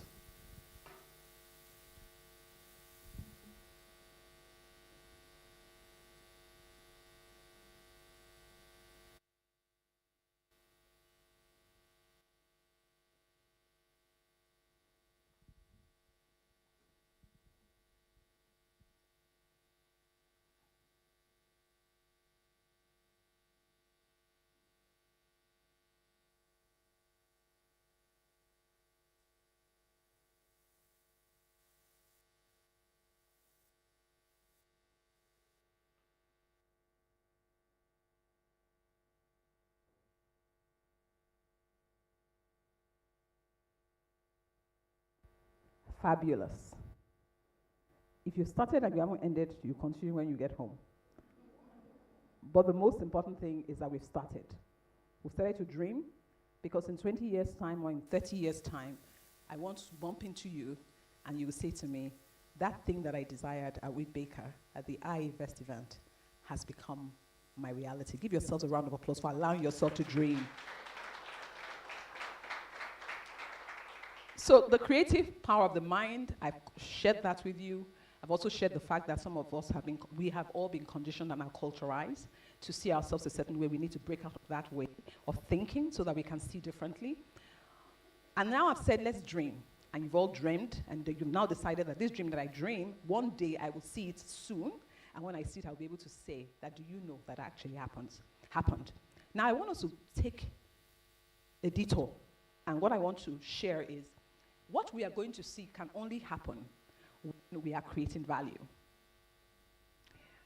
But we have to come to the realization that creating value is one thing, but I must get a reward for the value that I create. And the reward I get is in monetary terms. Is that okay? It is in what? In monetary terms.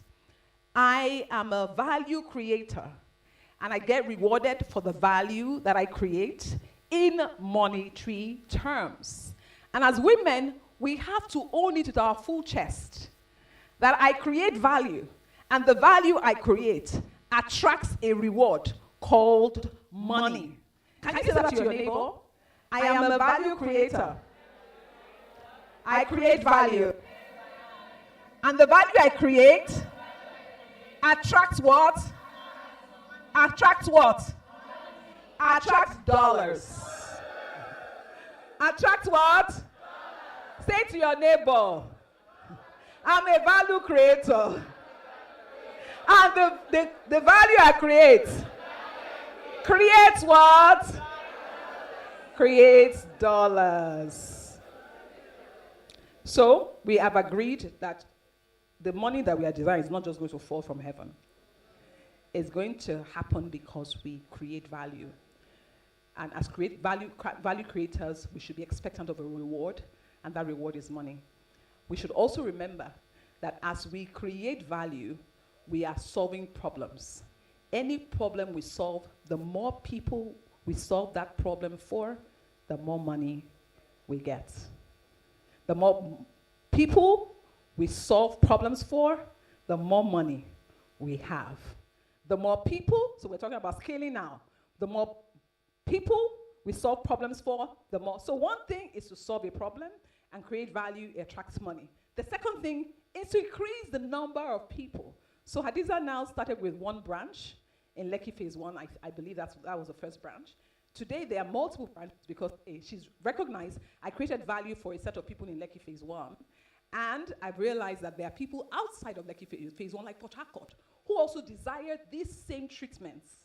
And what do? I need to scale so that I can solve it for more people And automatically one day, her total business revenue grows from a particular number to maybe a double-digit number simply because she has scaled to solving problems for multiple people. So we are value creators, we solve the problem, but then we decide to solve problems for multiple people so that we can make more money. So we are not going to just build that lifestyle business that is just for a few. We are going to scale. And the reason why we're going to scale is because we also have a desire in 20 years' time or 30 years' time that you bump into Tara and you say to her, that dream that I had has come true. And the reason why that's going to happen is because you've created value and you've expanded beyond where. So they call the names of Benga Adinuga, Michael Adinuga, Mike Adinuga, and they called Tony Lumelu, and they called Aliko, and they call Femi Otedola, and they call those 4 people, and then there are other names that we can, if we think about it, can come up. But when we want to call women, they're not many, they're few. They're very few. And after we've called one person, 2 persons, then we struggle. Why? Because a Tony Transcorp has multiple values, right? He has this, he has heirs, he has the insurance, he has this. Aliko is now in Peugeot, and then he's refinery, and then he had the cement, and then he had. This happened because they've scaled. And then this one has the telecoms, but the telecoms has this wing, and it's huge, and it's gigantic, and it's outside of Nigeria, and its scaling is not just in terms of, it's also in locations, right? And then he's expanding, and then when you look at women, you're wondering, who? And the question to ask ourselves is why? Because we've been acculturized not to dream big. And sometimes we're also afraid because somebody has told us that we're going to make our husbands insecure. And so there is that thing behind your mind. But remember what I said about the power of the mind. I am married to a man who wants to see me succeed. No, he's more passionate about my success than I am, by the way. And I am sure if this thing is online, he'll be watching it now. Yes. It's streaming, right? He will find it, the link. By the time I leave here now, he will now be giving me, I think that this was a good place where you could have, sort of got the audience to.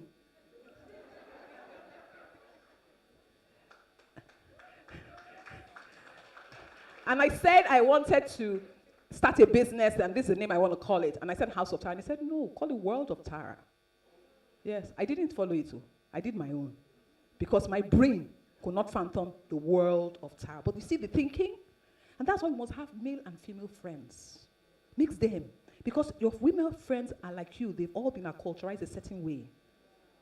The first time I ever desired to have a turnover of $1 billion was because a male friend of mine said to me, you should be doing like $1 billion now. He didn't say, that matter of fact. I knew I was not making $1 billion, but I thought to myself, wow. And it ignited something in me and said, come on, I can do this. And then I became actively checking the numbers. This is a target. How can we meet it? So mix.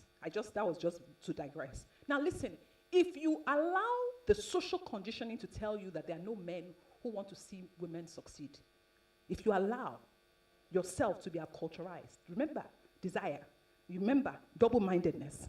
So you want to do the answer, I will not see. That's double-mindedness. You've got to be so disciplined that you say to yourself, I am going to find a man that wants me to even succeed more than myself. End of discussion. If I talk to my husband, he will be, in his mind, he's like, this is too small. Yes. Now, think about this. My sons are being raised, I have 3, who are being raised in a house where their father is talking about my road to charter directorship. He's actively talking about, your mommy had an exam yesterday. We had to stay up all night to study. He stayed up all night with me to practice past questions so I can pass the exam. Then when it's time to go for the exam, he calls me and says, can I take you? And I said, I'll be nervous if you are there. Just stay at home. But immediately I finished and I called him. He was in a meeting. He left the Zoom, excuse me, took my call. When I was not talking, I said, baby, I'm actually in a meeting. So I left the call, came out of the Zoom because I wanted to hear about how the exam went. Listen, that man is a Nigerian man inside this Nigeria. Yes, I'm trying to shift your mindset here. I don't want to call anybody's name, but I have a friend in this room right now who I know, her husband is even worse than my husband on this matter. It's just that they are private people, not like us where we will say our own. They are private people. But I know her husband, and he's super passionate about her success. He will read more about the thing you want to do. Give you options. My husband has told me the next board you are going to be on is, do you know the name of the board he called for me? Nike. He said if it's not Nike, maybe Adidas. But those are the kind of things I see. Yes. This exam, I must pass it. You people should pray. I've passed it already. Thank you. Give her a round of applause for that. So money is a store of value. It's going to attract you when you give value. When you scale the value, the money will multiply. But I want you to also have a mindset. Some of us say money is nothing. It's a lie. It's a what? Fa. Ooh, there's some old people in the room. Some of us say money is everything. Fa. So money is nothing. Let's kill that. Money is everything. Let's kill that. We need some balance. Money is not everything. And money is not nothing. Money is important. It's important. We must not think that money is everything, because money is not everything. We must also not think that money is nothing, because that mindset limits our ability to handle money properly and grow wealth. So money is not everything. Neither is money nothing, but money is a good thing. Money is what? A good thing. Money is good because it rewards us for creating value for others. Money is good because it empowers us to accelerate our momentum. I said it before, if you don't have money, you cannot accelerate any action. Money is good because it empowers us to make decisions, to own the decisions that we make. I can decide that I want to become a chartered director. My husband can also be passionate about it, but I made that decision. But the cost of that program is in dollars and pounds. And it's a lot of money. I can do so because I have the money. Yes. So there are some things you can't do simply because you just don't have it. So girls, desire to have money, I have a lot of it, because the world's problems can only be solved by money. Bill Gates can give so much. Whose wife was it that was giving so much money away the other day? Amazon. Bezos, the ex-wife. Well, I wish it was her money. And then there was the other woman who gave money to the medical medical students in America. And she said she wanted everyone who goes to this school to go for free medical school. I don't know if you guys heard about it. It was also her husband's money that they had left for her. So philanthropy cannot be actualized if there's no money. But we thank God that the men brought the money so they can now do philanthropy. However, it'll be nice for them, for us, to have our own money. So let's shift that, because it's important. I've said all this to say money is important, it is vital, it will change our world, it helps us with our decisions and what have you. However, I want to bring a caveat to the conversation. I'm a governance champion, so I'm very big on checks and balances. I like for things to be done properly and in order. When you have money, money comes with power. Money comes with power. And purchasing power in one hand is one of the things that money does. Gives you the ability to be able to purchase and buy, but that's not what I'm talking about today. It talks about the ability to be able to take decisions, actions. You can take some actions simply because you now have money. I heard one woman say a woman can say she's submissive when she does not have anything. Come back when you have money and tell me whether you'll be submissive. That's when we will know that you're submissive or not. And what she's basically saying is that money gives you such power that the question for you is, what are the things, control mechanisms you put in place as a woman? And so, as a governance person, I would always say, no matter how powerful I want women to be, we want to handle our leadership differently from how men did. And we want to handle this from the place of the strengths of being a woman. Our empathy is one of it. And so that money is not what now drives us, because money doesn't have leadership competencies. If you allow money to lead you astray. So we don't want money to control us. We want money to be a tool in our own hand. As women, we want money to be a tool in our own hand, because money is not everything. So money can change us. Money can change us, can change our worldview. But we have to ask ourselves, as we rise with money and become richer every day, to say, Tara, what mechanisms are you putting in place to check yourself and the power that you begin to attract as you become wealthy? That's checks and balances. That's checks and balances. You have to go on that path on your own, because for everyone is different. But I want you to have this behind your mind, that as you desire to be very rich and stinking rich, you will also become more and more powerful. The question is, how are you going to put the power in check? How are you going to control your power so that it does not become excessive to the extent that it then ruins your life? Because that's also an important factor.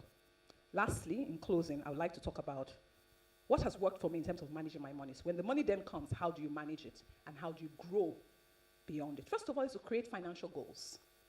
Please let everyone who's in this room have a financial goal, know the number by heart. Let there be a figure.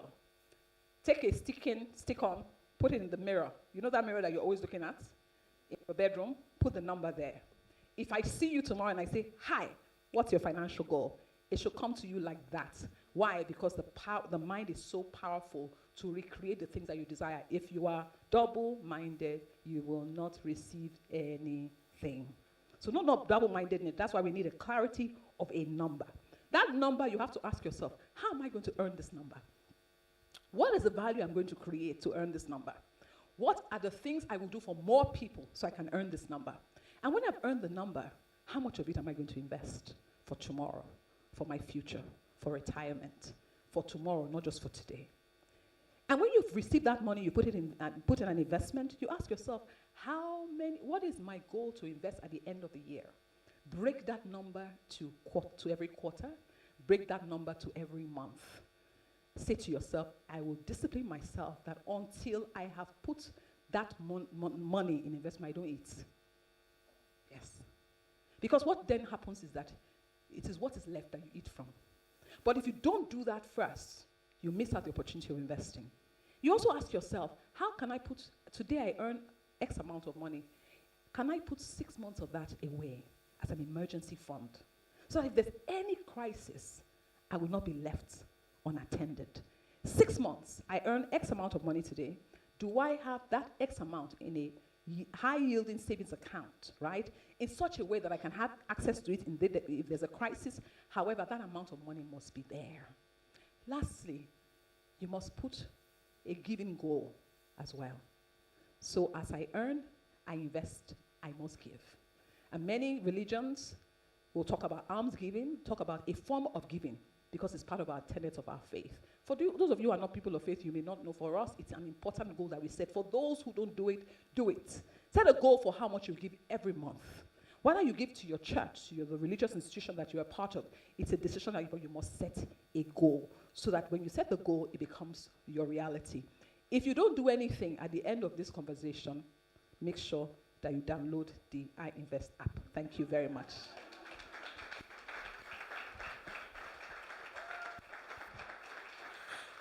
If you thought that was really beautiful, can we give her a lusty round of applause?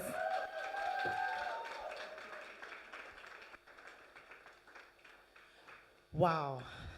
Wow. Do you have your notepads full already? I told you that when you hear her speak, something must shift, something must change. And you know that the thing for the IWD this year is accelerate action. I don't just want us to take everything she has said and just write them down. And then when we get home, we just fling it somewhere. We need to act on it. Let's start taking action. That dream that we all wrote, let's start taking the steps to ensure that those dreams become reality. So that, as Antara has said, in another 20 years, when we meet her somewhere, we'll remind her today, 7th of March, 2025, that we met at Violet for her and our lives have changed. Do you agree with me? So let's take action. Let's begin to work on those steps so that years from now we can be grateful we all attended this event. Please celebrate this enigma with me.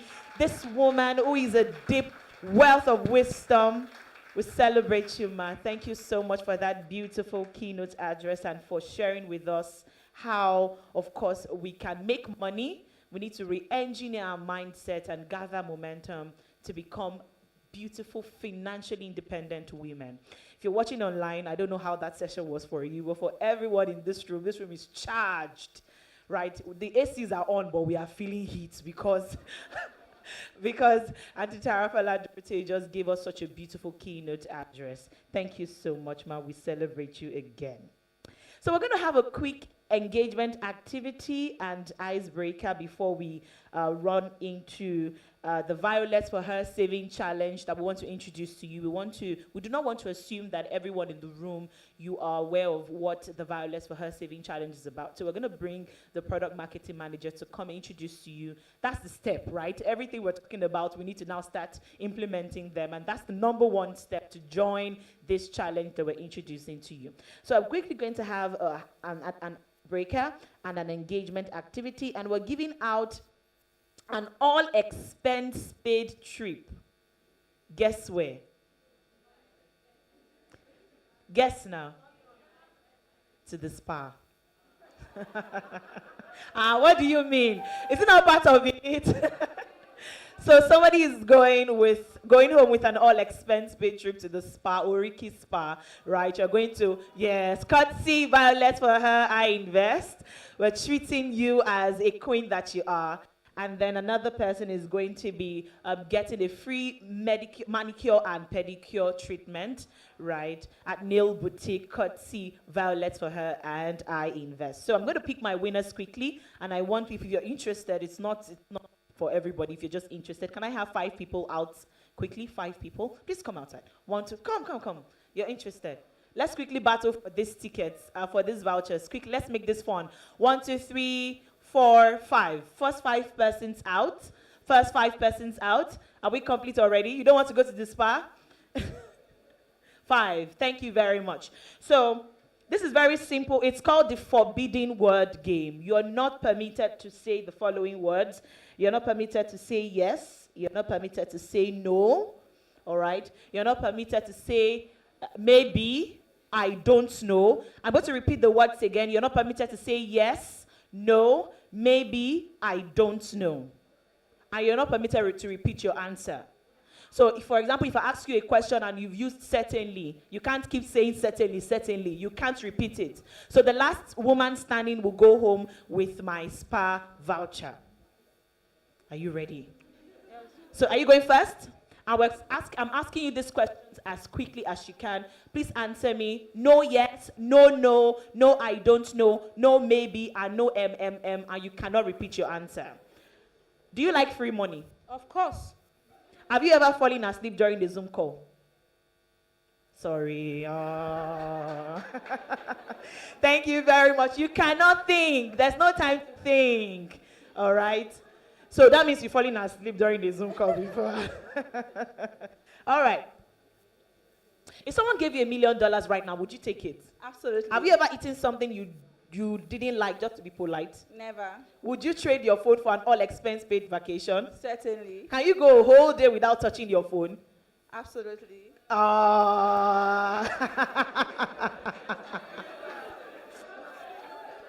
She repeated absolutely. You cannot repeat your answer.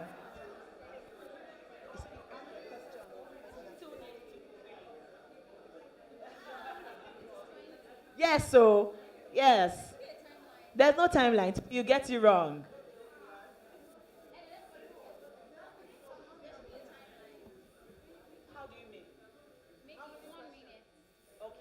Let's do that. You want to do that, right? No problem. Okay. Okay. 1 minute. No, they didn't even use up to a minute, so that's okay. 1 minute. The number of questions you can answer in a minute. Who is checking my time for me? Timekeeper. No, you don't get. They didn't use up to a minute actually, and so they missed it before a minute was up. Yes. So, okay, we should do 30 seconds, sir. Okay. Yes, they also didn't lose up to 30 seconds now. Oh, you did? Did she? Oh yeah, 45 seconds. Please, you can help me set my timer 45 seconds. The number of questions you can answer in 45 seconds. 45 seconds. Is jollof rice better than fried rice? Absolutely. Are you sure about that? Certainly. What makes you sure about that? Many times I've had it. Are we still on the time? Do you think you're winning this game? I am. Would you let your friend pick you out for a week? Not at all. Are you sure about that? Absolutely.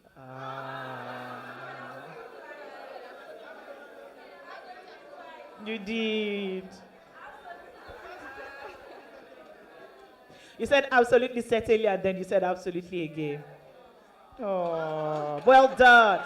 You were giving me, I was checking where I was.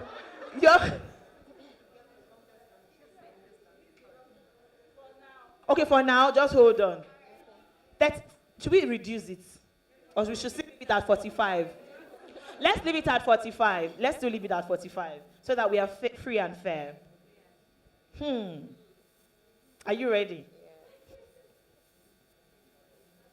Would you trust me to hold your ATM card for a day? Sure. Are you sure about that? Absolutely. How sure are you? Sincerely. Can you dance better than your best friend? I can try. What did you eat this morning? Food. Food and what? Tea. Rice, tea and what? Rice. Did you enjoy it? Maybe. Are you sure about that? Sincerely. No, maybe. This is actually hard though. If tables were turned, I swear we fail it. Are you ready? You're the last woman standing.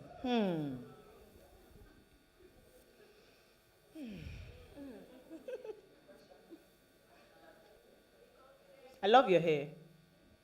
Thanks. Where did you buy it? At the market. Is it original? I don't. You said you don't know. Why now? Oh. And I was rooting for you. Last woman standing, please. I was really rooting for you. Please come. Congratulations. An all-expense paid trip to the spa. Thank you so much, Violet, for her. I'm so grateful. Thank you. So please just see us after to learn how to redeem your prize. I have one more. I'll be playing another game for this one, trust me. This one is for the manicure and the pedicure treatment at Nail Boutique. Another five people. Free. No, if you've participated before, you can't participate again. 5 women, free manicure and pedicure set at Nail Boutique. First 5 women to come out. Okay, 1. 1. Can we make this snappy, please? Because we have to run off. 1, 2, 3. If I have just 3 of them, then that's okay. Okay, then. So this is called the speed counting battle. And my audience will be my judge. Speed counting battle. Now, here is how it works. Please listen. Okay, they said I should select 4 contestants. I need 4. 1 more person. Any other person? Just try. Try. You may be the winner. Oh. If it be you. Oh. Yeah. Okay, that's fine. Love it. So if it be you. Oh. So listen. Start with me. So now, listen. I'm going to tell you to count 1 to 30 as fast as possible. 1 to 30 as fast as possible. There's a twist. Just listen. You must skip the numbers that contain... Listen. You must skip the numbers that contain... Skip the numbers that contain digit 3. Multiples of 3. You can't repeat multiples of 3. Can I phone a friend? Multiples. Skip digit 3 and the multiples of 3. It's not hard. Multiples. These people, they will make us proud. And Sarah, and Sarah said I should do it too. I don't know, Mas. Sorry now. No, one by one. So that even gives you ample time to think. 1 to 30 as fast as possible. Skip digit 3, the multiples of 3 as fast as you can. Let's see, try. 30 seconds, yes. 1 to 30 as fast as you can, and your time starts now. 1, 2, 4, 5, 7, 8, 10, 11, 12. Oh! Please, can we celebrate her? Mama, you were already doing amazingly well. Okay. Your time starts now. 1, 2, 5. 1, 2, 4. I already feel ready. She go again. Go on, you're still within your time.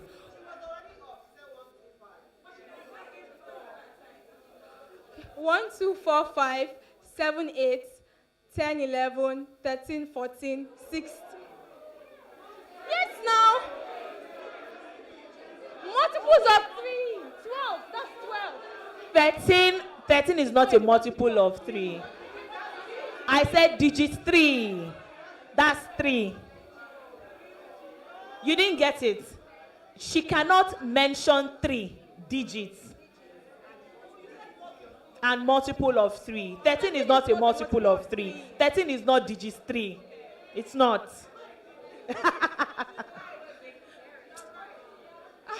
Now they've confused us now. I stopped at 14. Is she going to start again? Okay, just continue. Hi. What do we do now? No, everyone gets the rule. The rules are clear. Don't worry about that. Continue. Okay, I stopped at 14. So 16, 17, 19, 20, 22, 23, 25, 26. Oh, Continue, please. these guys. She didn't get it wrong. Let's not confuse ourselves. Are you the MC? I said she cannot mention digit 3, which is number 3, and multiples of 3. She's correct now.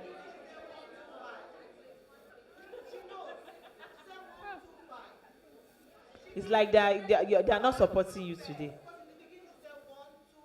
Sorry. Thank you. Again, you cannot mention digit 3 and the multiples of 3. Please allow them shine. Your time starts now.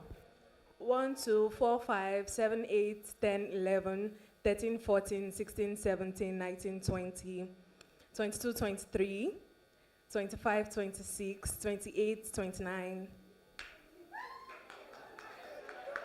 28. Is 28 a digit of 3? No. You're correct. What do we do with the remaining 2 now? We have our win. Oh yeah, go ahead. Just hold on. And we're going to battle it out again. All right. If we have more winners, we're going to battle it out. Your time starts now. 1, 2, 4, 5, 7, 8, 10, 11, 13, 14, 16, 17, 19, 20, 22, 23, 25, 26, 27, 20. Oh, you were almost there. Final contestant standing, please go ahead. 1, 2, 4, 5, 7, 8, 10, 11, 13, 14, 16, 17, 18, 19. Oh, your comment is hard. Your comment is hard. Hey, Jerome, Oh, you're right. Mama, why you like this now? You're right. I was so close. Oh, these are winners. Congratulations. Please see us. Thank you so much. I know you were thinking that was quite hard. Not really. I think it just requires you to be be patient and calm. And so, after calling each two numbers, you skip the next one, call the next two, skip the next one. That's just how to go about it. Congratulations. So we're moving on to the challenge overview. I did mention that iInvest has this savings challenge for every woman. And the good thing about this challenge is when you participate, you get to enjoy freebies on your savings. And I'm going to be inviting the product marketing manager to come talk to us a little bit more about these savings that we're about to introduce to you. Please make welcome Favor as she makes her way to the stage. Please let's celebrate her better to talk to us about the Violet for Her Savings Challenge. Good afternoon. You all look amazing. Thank you for being here today. All right, so my name is Favor Okore. I am the product marketing manager for iInvest, and my role here is really simple. Aside this being an amazing event, there is a powerful story behind the Violet for Her Savings Challenge. We launched the Violet for Her Savings Challenge on the 8th of March, 2024, and the goal was to help women imbibe the culture of saving, right? Aside from that, we also offered a 1% extra interest rate on our savings plan, which was higher than our regular savings plan, meaning that when you save in the iInvest, the Violet for Her Savings Plan, you get 15% interest rate. Aside that, we also rewarded 30 amazing women throughout 2024, which means we had 3 women at the top of our leaderboard every month, and they were rewarded with amazing experiences. We also had amazing milestones throughout the year 2024. We had over 500 women join the Violet for Her Savings Challenge. We had over 500 million on the Violet for Her Savings Challenge. And we thought to ourselves, why end there? Why not take it a notch higher? So 2025, I would like to introduce you to Violet for Her 2.0. And yes, so for Violet for Her 2.0, we're taking things a notch higher. We have bigger rewards for you. We have bigger experiences. And as against rewarding 30 women, we'll be rewarding 50 women across March through to December. And we've also made, yes, thank you, we've also made the savings challenge all-encompassing. So while you're saving towards hitting your financial goals, you also have a chance to win amazing experiences from the Violet for Her Savings Challenge. And I would also like to appreciate our partners for the Savings Challenge. We have House of Tara, Activate, 5 Hair Care, Heritage Hub, and we are also open to more partnerships across the year so that we can have more experiences for our amazing women. So I know for the early birds that came, you're probably wondering what's inside your envelope. It's a voucher code, and that gives you a head start on the Violet for Her Savings Plan. If you're a new user, and if you're an existing user, it tops up your Violet for Her Savings Challenge for you on the app as a token from us to you for showing up early for this event. So at this point, I would like to say, if you're not already a user, you can simply download the iInvest app, register, create a savings plan, start saving, and start fighting your way to the top of the leaderboard. And with that, I would like to say happy saving and happy International Women's Day to you all. Thank you. Yeah, it's basically what I've said. Thank you so much. Thank you very much, Favor, and thank you, iInvest, for leading this charge. You're doing amazing. Thank you for helping young women.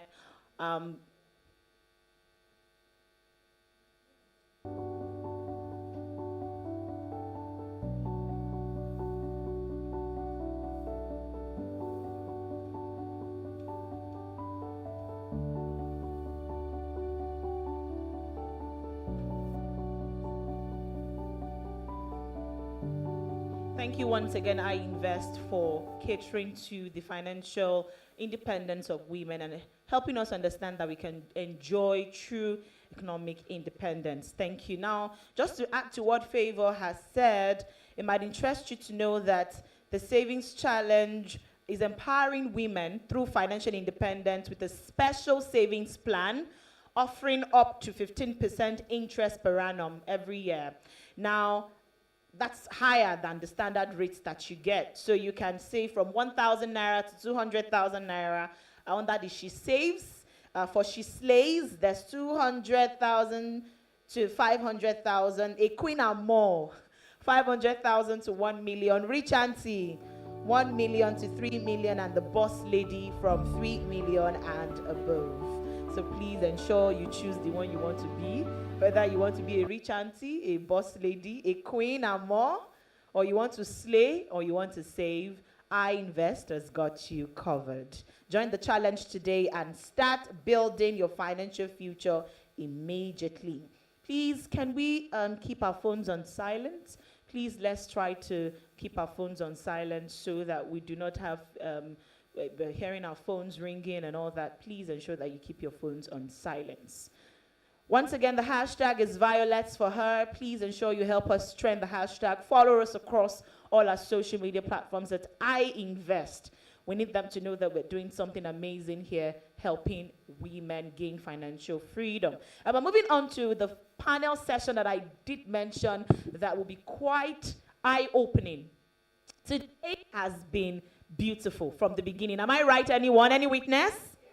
Yes, and we're about to culminate with this amazing panel session at this juncture that will talk about rooted in worth, building wealth, mindset, and momentum from the inside out, right? And I read about some data that told us that at retirement age, about 80% of women are most likely to live in poverty by the time they're about to retire.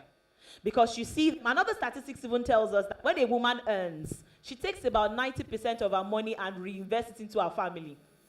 30% you will hear, oh, my children, they want to do one ballet in school. You take your money, you go and buy ballet dress. You want to, your family, they need rice at home. You take, and there's no money for yourself. While men, they just invest their 30%, right? So statistics tells us that by the time women are retiring, about 80% of women will be living in poverty by that time, which is to show us that women need to be more in control of their financial decisions. You need to prioritize long-term security for yourself, community well-being, and all about that. So that's what the conversation that we're about to have is all about. And I'm going to be quickly constituting the panel. Can I go ahead, my team?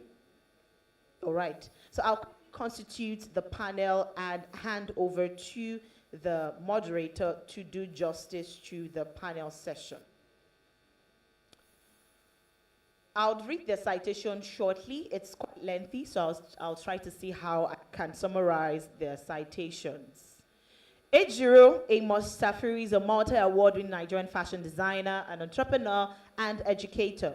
Now, she's the founder and the creative director of the Ejiro Amos Safiri brand, which is a leading indigenous fashion design, retail, and educational company known for its Afro-cosmopolitan, luxurious, ready-to-wear pieces. You can even see it in what she's putting on today. Now, she's renowned for her mastery of drapery. She has earned the title of Nigeria's Drape Queen. Now, she has showcased her design in over 10 countries of the world, gaining a Pan-African A-list clientele. She has a lot and numerous of awards to her name, and she's been featured on CNN, Al Jazeera, Marie Claire, and Fab Style magazine, amongst many others. She is a recipient of the Leading Ladies Africa's 100 Most Inspiring Women in 2023, the African Designer of the Year in 2022, and the City People Fashion and Beauty Awards Designer of the Year in 2015. She is a brand ambassador for major brands, and she's committed to social impact, mentoring over 50,000 youths through initiatives like the SME Shop, and she's working on projects such as Dan Bosco Stitches to promote decent work and economic growth.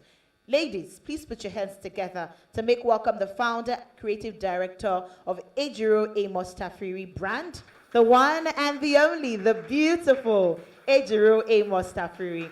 Our energy has gone down, and that's not okay. Thank you very much, Ejiro, for gracing our panel today. We're indeed delighted to have you. You look beautiful as always.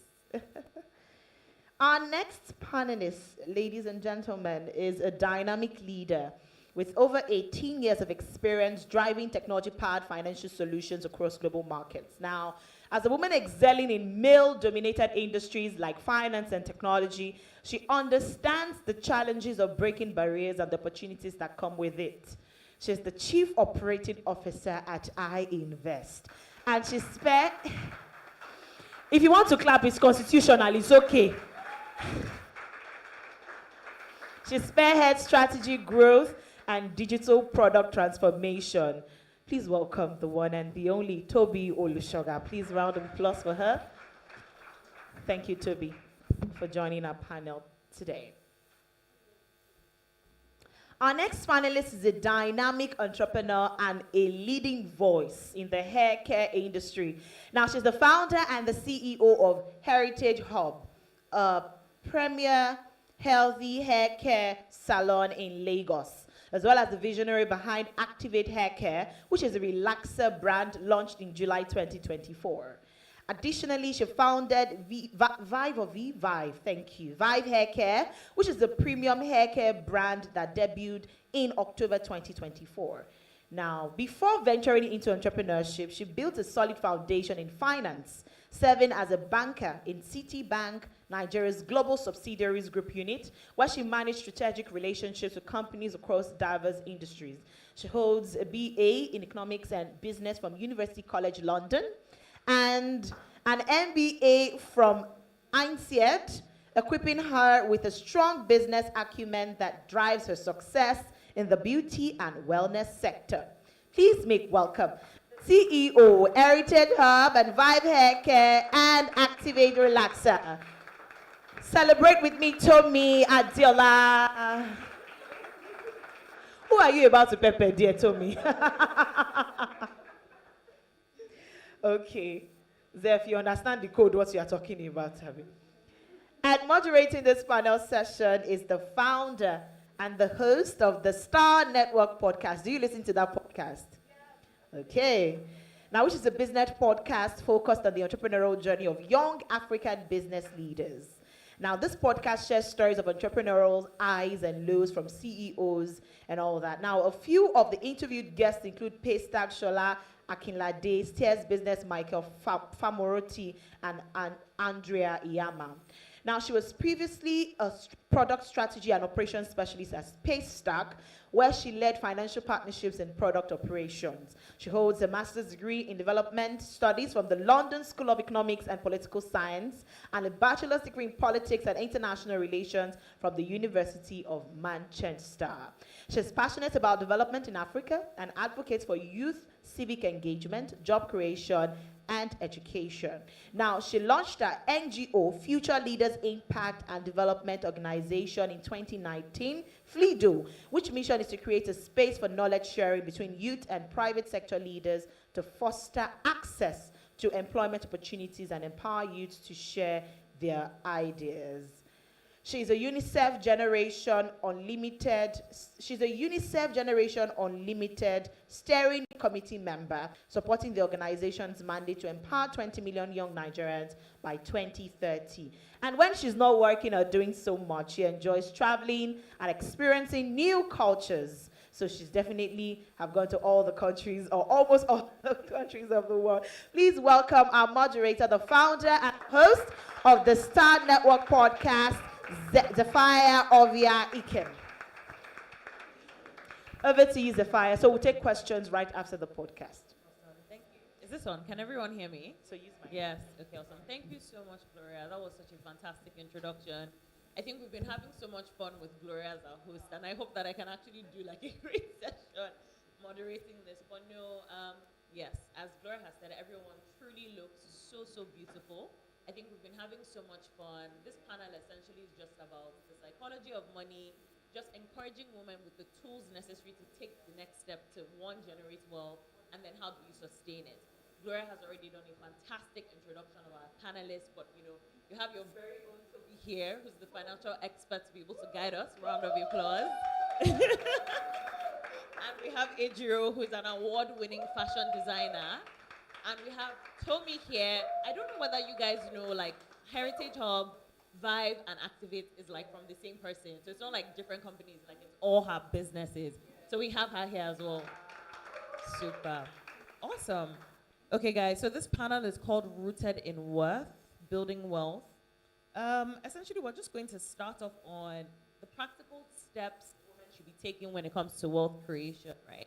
And let's start off with Ejiro. So, Ejiro, because you're in the fashion business, and I would sort of say fashion falls under like the creative industry.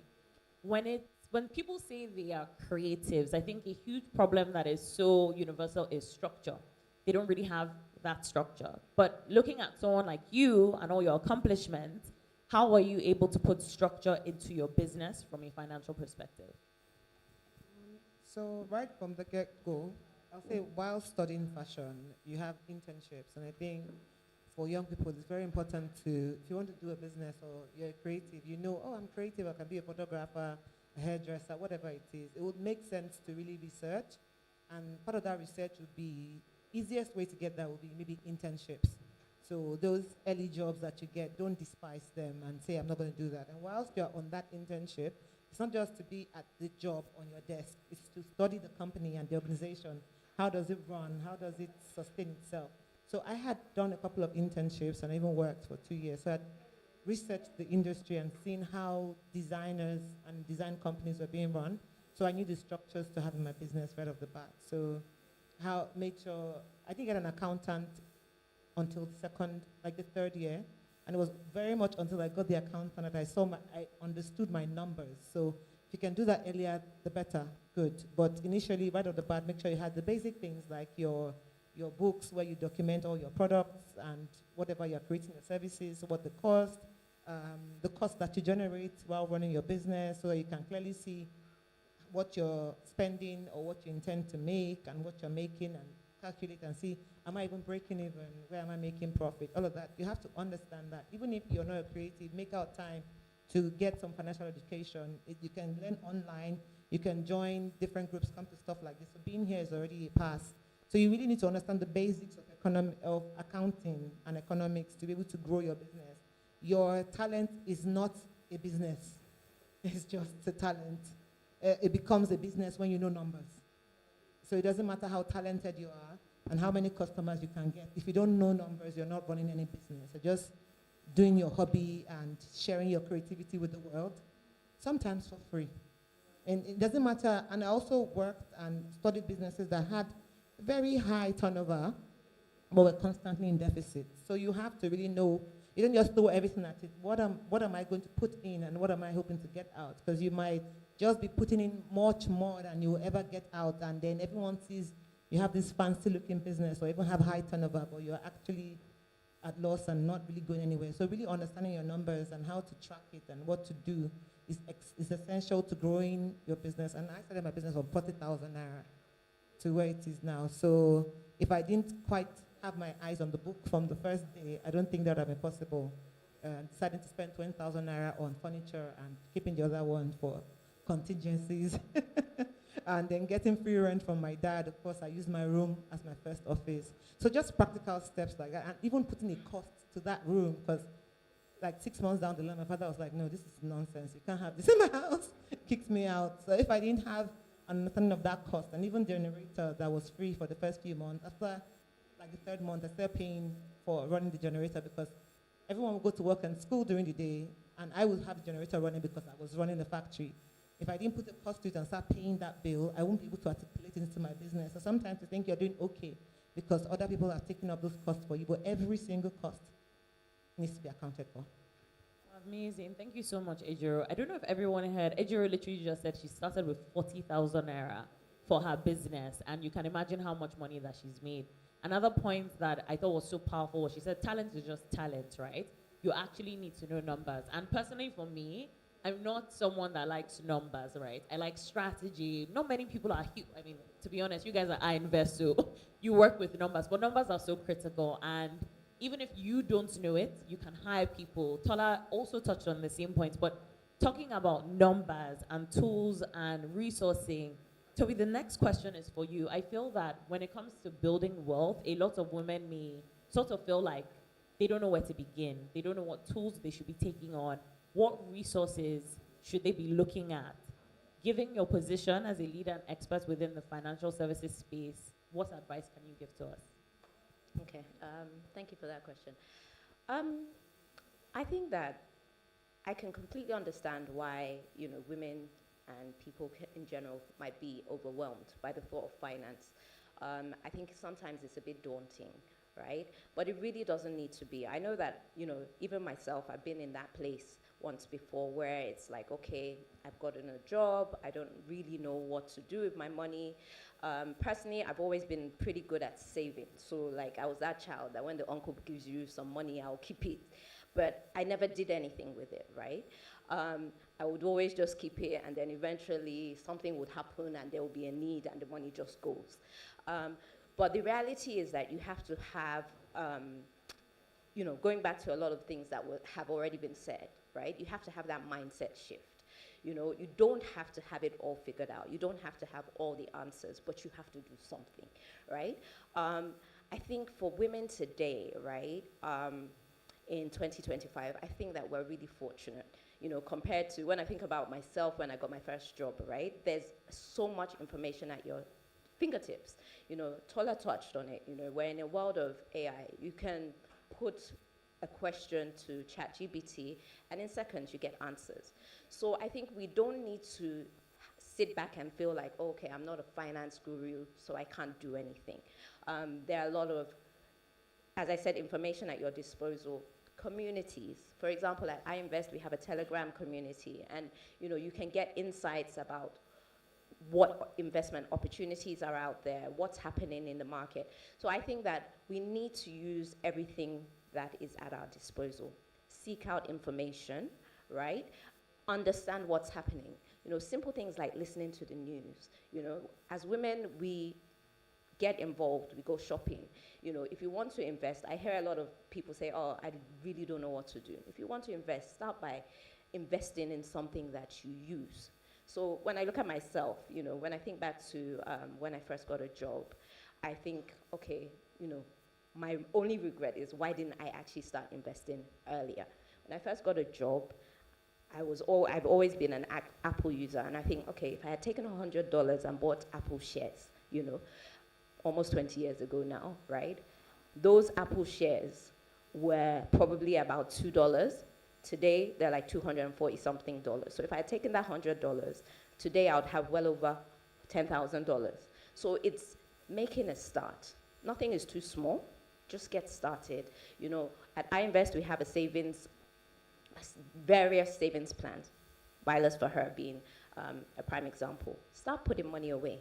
Once you have something tangible, start your investment journey. Even the Nigerian equities market, you can get started with 150 naira. Buy something. If you don't know what to buy, buy something that you know. What do you eat? What do you drink? What do you make use of? What do you see around you? Those are indicators. Seek out information. As I said, ChatGPT is useful. You can ask questions. Okay, what's happening with the banking stock today?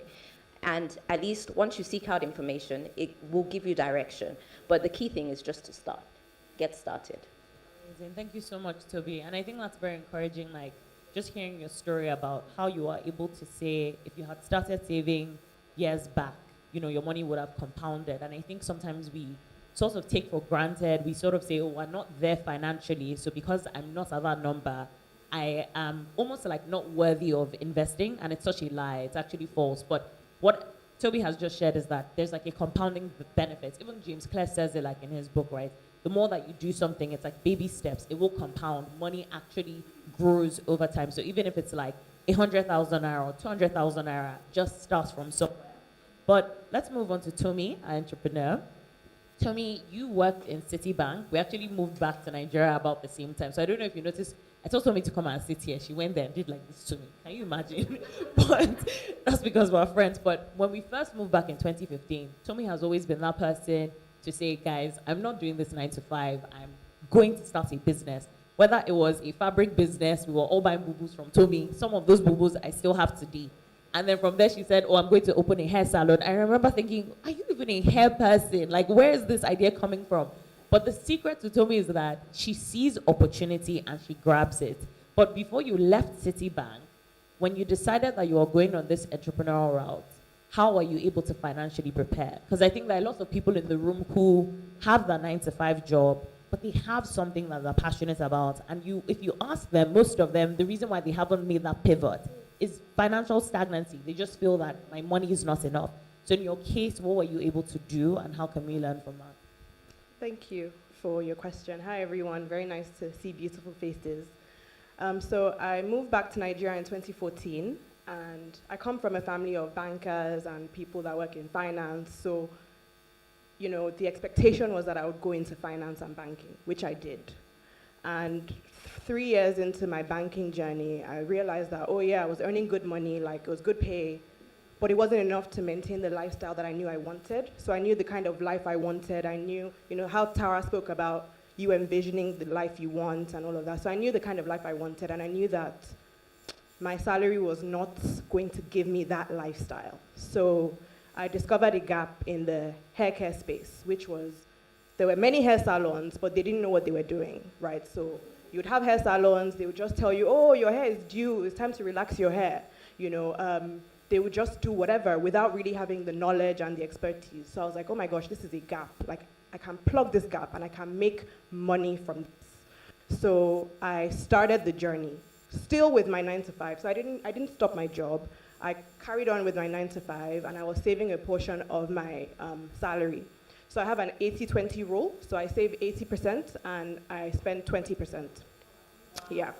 So not everyone can do that. Sorry? Discipline. Not everyone can achieve So that. I was very, very disciplined because I was very determined. However, I was very privileged to have the network that I had. What do I mean? I had friends and family who were willing to support me on my entrepreneurial journey. And I feel like a lot of people may think that they don't have people to support, but you're only as strong as your network. So if you need to network, you need to meet people who are willing to invest in you, who see your vision, who see your dream. And I had that, right? So that was what also helped me. So it wasn't just my savings from my salary. I had friends and family who were willing to invest in me. You know, I was able to raise patient capital, deliberate capital from people who cared about me, and I was able to make that transition. So I didn't make that transition until my path to first revenue was clear. So I knew that, okay, this business is viable, it's able to pay me what I was earning at Citi and even more, and then I made that jump.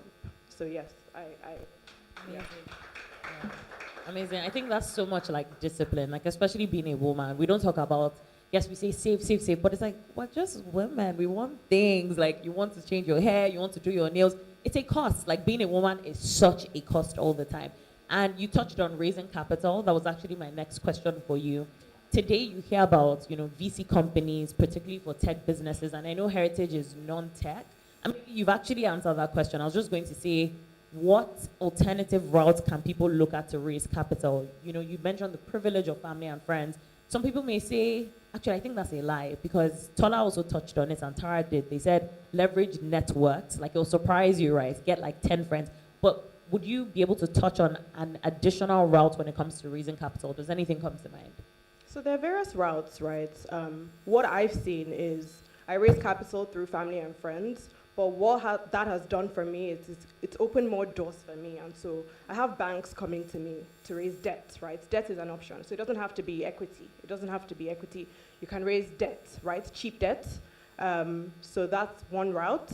I mean, they're the VCs, the angel investors, but I feel like they're more stringent. So depending on the type of business you want to go into, you want patient capital, right? You want it to be, look, I believe in you, I have faith in you, not people coming to you within the first year, you know, asking for returns on their investment, right? So you need patient capital, and I think that can only come from your network, your friends, and your family. There are other routes, you know, I mentioned debt.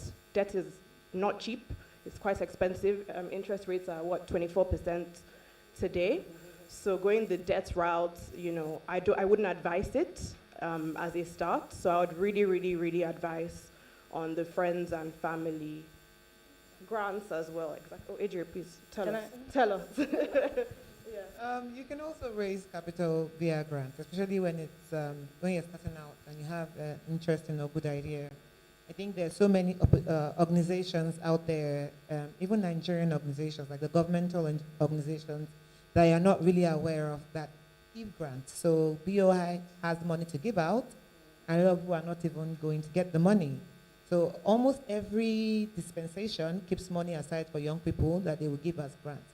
Way back when in my journey, when Goodluck Jonathan was still president, I got the You Win grant. I think I was able to get 8 million naira. So, and I used to buy generator. Yeah, so you can, certain things, like you can get some money into your business, and sometimes to kickstart your business, sometimes just to grow your business, and then to offset certain things that you absolutely need. But there are certainly so many other ways to raise capital. But without even knowing your number, what it could be, cannot raise capital, or there's nothing like that. Yeah, I think I was going to just touch on that. Like, it's the foundation is the value creation. You need to be able to prove that your business has value, and it might not have the value today, but it has the value in the future. And I think it's the same thing with even if you're in a 9-to-5, right? You need to be able to prove your worth, your value within that organization. You know, I think one thing that women don't always do well is articulate our value. You know, if you're going to a conversation, you want to earn more, you need to be able to say, okay, look, this is the value that I'm bringing to the organization. This is what I've achieved over the last year. This is how it impacts the bottom line. Whether you're in finance, whether you're in HR, marketing, whatever the case may be, right? It is possible to articulate your value. And when you are able to articulate your value, then the conversations around salary increases, promotions, they become extremely easy because your value and your numbers speak for themselves. And I think, yeah, we should always have that at the back of our minds. Awesome, thank you guys. Yeah, so we see that value is so important, and just like knowing yourself is actually very critical. And it takes us to our next theme, which is about self-worth. And when I was preparing for the panel, I did think, what does self-worth have to do with money, right? Like, if you have money, you have money. If you're trying to make money, you're trying to make money. But actually, like, money actually has a psychology. And what you'll find is that the people who are extremely wealthy, or the people who know how to, like, generate wealth, there is a psychology to how they perceive money, how they receive money, and how they make money work for them, right? And confidence has a huge factor to play. So just moving on to the next question, Ejiro, you know, when I read your bio and I saw that, you know, you've been on national television, you've been recognized by CNN, Al Jazeera, well done. You guys, I think we can give Ejiro a round of applause. Yeah, that is not easy. I love it when I see Nigerian businesses like being out there, because it's like you're telling our story. But that comes with confidence. How are you able to, one, position your business in such a way that you receive that international recognition? And even just in terms of your self-worth, can you like share more about that? Being a woman, let's start with being a young girl. I have all brothers, so right from when I was growing up, it was always a struggle to be seen. I won't say struggle, I mean I had to assert myself as opposed to struggle. So I have this no grief for anybody mentality and stance to life. I mean, I would not say I came from privilege. In fact, I did not come from privilege. But just knowing who you are and what you deserve in this world. I mean, I just think about, like, I'm human, and those who have are also human. So that's the basics. We have the same brain, we have the same genetic makeup. So therefore, whatever they have, I also have. And if I am a child of God, and then that means I have everything I want. So I just have to believe it and go for it. I think a lot of the times we're so focused on where we are. If I had to look at where I was, I wouldn't take the bold step to even dream and articulate what that dream. Like when Tara said she looked back and she saw her younger self, I had those moments too, and I've looked back and now I'm in that I need to dream again, Lord, phase. Like I just want to dream again, because I was like, I'm going to go into business, even though no one in my network or immediate environment was into business. My parents were civil servants.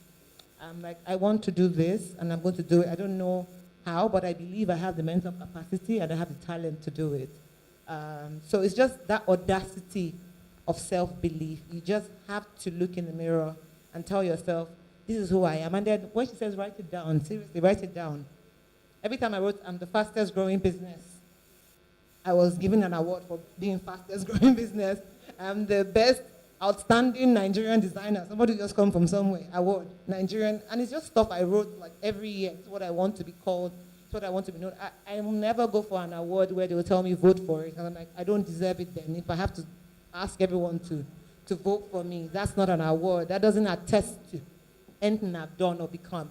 So it's just staying in your own power, believing in what you have and who you are, and asking for that recognition, not by verbally asking for it, but commanding it with the work of your hands and just your stand. I think that's what I have been able to get. And just believing that, I don't really care about the current order of things. I want to be number one. I'm going to be number one.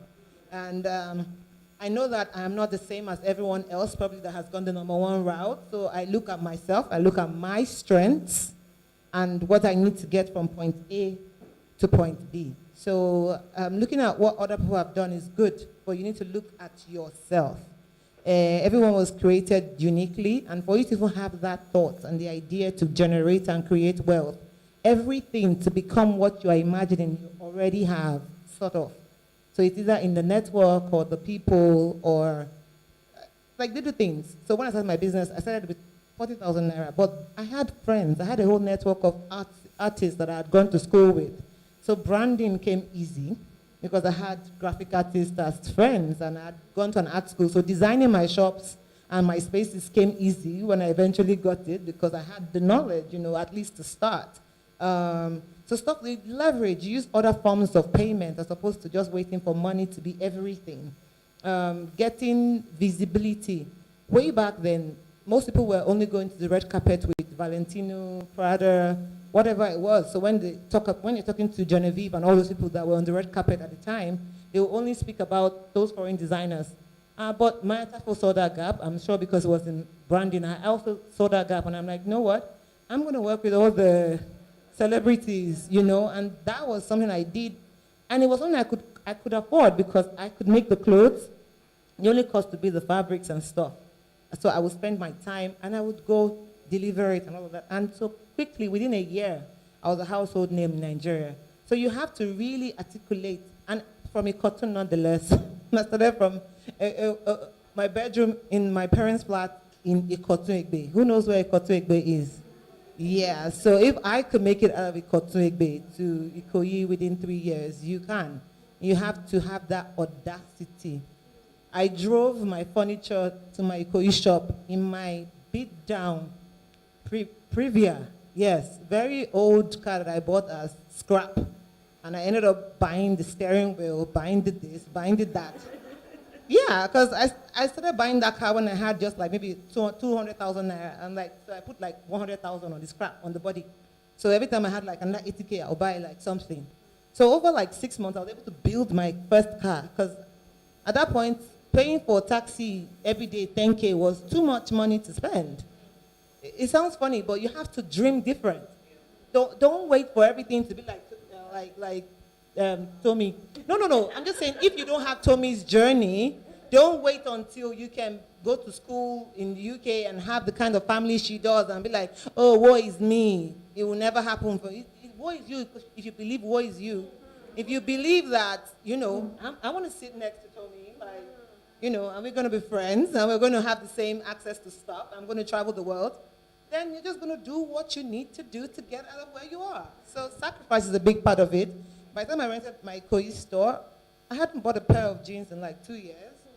I had just every year I bought one pair of shoes, one sandal, one sneakers to do whatever I needed. And I was going on TV, I was already popular, but I was very, very, very prudent. Extremely prudent. I drove the furniture to the store. I designed them mostly with artisans in Ikotu. So it's audacity. All my neighbors tell me, are you really sure you own this shop? I'm like, yeah. Because he was a big dude, and his mom was financing his business. I was like, you have audacity. I was scrawny. Somebody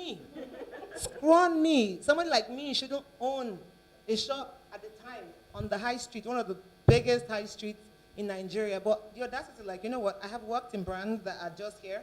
So if I'm going to use the same brain to create stuff that is going to serve the same market, I have to be seen on the same place. So what do I need to do to get there? I'm going to do it. So when I make a millionaire, for example, I'm only taking out like 100K. That's it. We're going to find a way to manage that 100K. The rest is staying there for what we want to invest in. And so I grew it by constantly reinvesting. So you can. I'm bothering to tell this story so that you don't say, oh, my salary is just 150K, it's just 250K, it's just 350K. That's a lot, darling. It's a lot. Because right before I started doing this, my salary was 90,000 naira, and I spent it all. I was living in an apartment in Oniru. You know, my job gave me an apartment. We had a staff car. So I was balling, spending all my money, living island big girl life. But when I started my business, I had to check myself and resign and go to a long way off radar to go re-strategize, then come back, and then become, so that I'll be seen the way I chose to be seen. So it's in your hands. Amazing, amazing, amazing. Adriel, thank you. And thank you for that vulnerability. And I think it's such a lesson for everyone in this room, right? Regardless of how much you currently earn, whether you come from privilege or you don't. But I think what I picked out that was so significant is your prudency, right? Even when you started to make money, it's very easy that when money comes into your hands, people don't realize that the same way money comes, it can leave very quickly, right? So one, if you're not even around the right people, because Ejiro is speaking from someone, you compare it to her, but she's strong, she's resilient. You have self-discipline. Many people don't have that, right? Many people don't even have the tools to sort of tell themselves, there's a new bag, but no, I need to save money for the next 2 to 3 years because I want to start a business like Ejiro, or I want to be able to pay for an MBA to further my studies, or I want to be able to take multiple trips a year, right? But hearing Ejiro is like, you have to be so intentional. Surround yourself with the right people. Ask questions. And when you hear stories like this, it's encouraging. And for people who even come from like well-off backgrounds, I think it's very easy to be comfortable to sort of say, the money is always going to be there. You don't actually know tomorrow, right? So thank you so much for that vulnerability. I think we've all learned a lot. Round of applause. Okay, great. So my next question, Toby, is for you. As someone who's very passionate about financial inclusion and for women building digital products, when I was doing research, I saw that there's like a 20% gender gap between men and women. And when it comes to like negotiating salaries or I want a promotion, women usually take the back. What should we be doing to position differently? So I kind of touched on this, right? And it still boils down to value creation. I was recommended a book. It's called Brag Better, right? By Meredith Feynman, right? And in a nutshell, it talks about being able to amplify your achievements and not short sell yourself. But it's called Brag Better, but it's not bragging, oh, I'm it, but it's being constructive, letting people know your value, being visible, speaking up about your worth, you know, not diminishing yourself. Not, oh, well, I think I can. No, you should be able to confidently say that, okay, I have achieved this, and this is the value that I bring. I think women, we need to be confident. We need to take up those opportunities, because what you find is that when there's a roll call, you'll find probably twice the number of men who would come out compared to women, right? Even a few weeks back, I was at an event, right? And the entire event, it was men asking questions, tapping into, you know, what was being shared. And there was literally no woman. And it took for one of the directors, I think from banquet industry, she was, look, okay, I'm here, talk about women empowerment. Why are there no women asking questions? And she literally had to go around calling people out. And at that point, you know, there was a celebration of women, and women found their voice. So I think the reality is that we need to take charge of our futures. We need to speak up. Don't be shy. Like, even recently, I saw there was something trending online with Emma Greed. She's one of the co-founders of Skims, right? And she talked about, post-COVID, a lot of women have gotten comfortable. The flexibility of remote working is great. Like, don't get me wrong, I enjoy it. I have children, it helps. But the reality is that that impact that you want to make, you're not going to do it from your bedroom. And that's what she was basically alluding to. You need to get out there. So it's a healthy balance. Don't hide behind the comfort of, okay, they said I can work remotely, and then you stay in your own little corner for years. People won't know you. Male counterpart is out there, rubbing shoulders, getting a name for himself, getting known. So I think we need to do everything with balance, and also understand that, as Ejiro said, networking, being visible is critical. And these are the things that make a difference in terms of how you can have an impact. Being out there, grabbing those opportunities when they come will make a difference. Because yes, you might be from privilege or you might not be, but sometimes it's being in the room that makes the difference. And if you're not in the room, then yeah, you're not part of the discussion. Amazing, thank you so much. Yeah, and even just on that point, Toby, about like being intentional to be out there. I think some women may take the step and say, "Oh, I went to the event," but then they go back home and it's like, "Yeah, but what was the impact or what was the value?" I feel like people don't really think about that. Yes, you went, but what action did you take? Like, how are you proactive? It's one thing to go to the event and sit and listen and write it in your book, but can you challenge yourself to not just be someone who just sat and listened, but actually walk up to someone to say, "Oh my God, I love how you started your business." Even I know it could be weird to say, "Can you mentor me?" I think things like that could be funny, but I'm interested, or what tools should I be looking at? What books should I be looking at? This really resonated with me. Very practical steps you have to act on it, right? And just talking about like pricing and value, somebody who has like a business and subsidiaries, when it comes to like pricing, it's very important for businesses, right? People don't really necessarily know how to price products, one, maybe from a financial standpoint, right? Adriel touched about knowing the numbers. Tara even said sometimes as women, we don't put value to our work. And what she meant was, and beside her, I was laughing. I said, I fall into that bracket because I get so embarrassed, right? To sort of say, "Can you pay me money?" For no reason. I just kind of feel like, why should I tell somebody to pay me money? But she said, "No, I know, it's so ridiculous, right? I need to, you guys pray for me." But she said, "You're valuable." It has to do with confidence. It has to do with how you see yourself. You don't see yourself. And with you, Tomi, when you started your business, it wasn't even a case of you telling your family and friends, "Oh, I have a salon, come for free." We paid you money. Right? It was going to collect her coins. So when it comes to pricing and structure, can you share more about this? Yeah. So Toby has mentioned, it's all about value creation. When you're creating value or adding value, people will pay. So just know, first of all, once you have value to add, people will pay. So now how do you price your value? So with me, I have 2 lines of business now. So I have a service business, which is my salon, and I also have a product line, which is the hair products. So for my salon, I knew that, okay, I want my salon to be a premium salon. I don't want it to be like any other salon in Lagos. When you come in, I want you to feel like you're abroad. I want the services to be premium. I want the experience to be premium.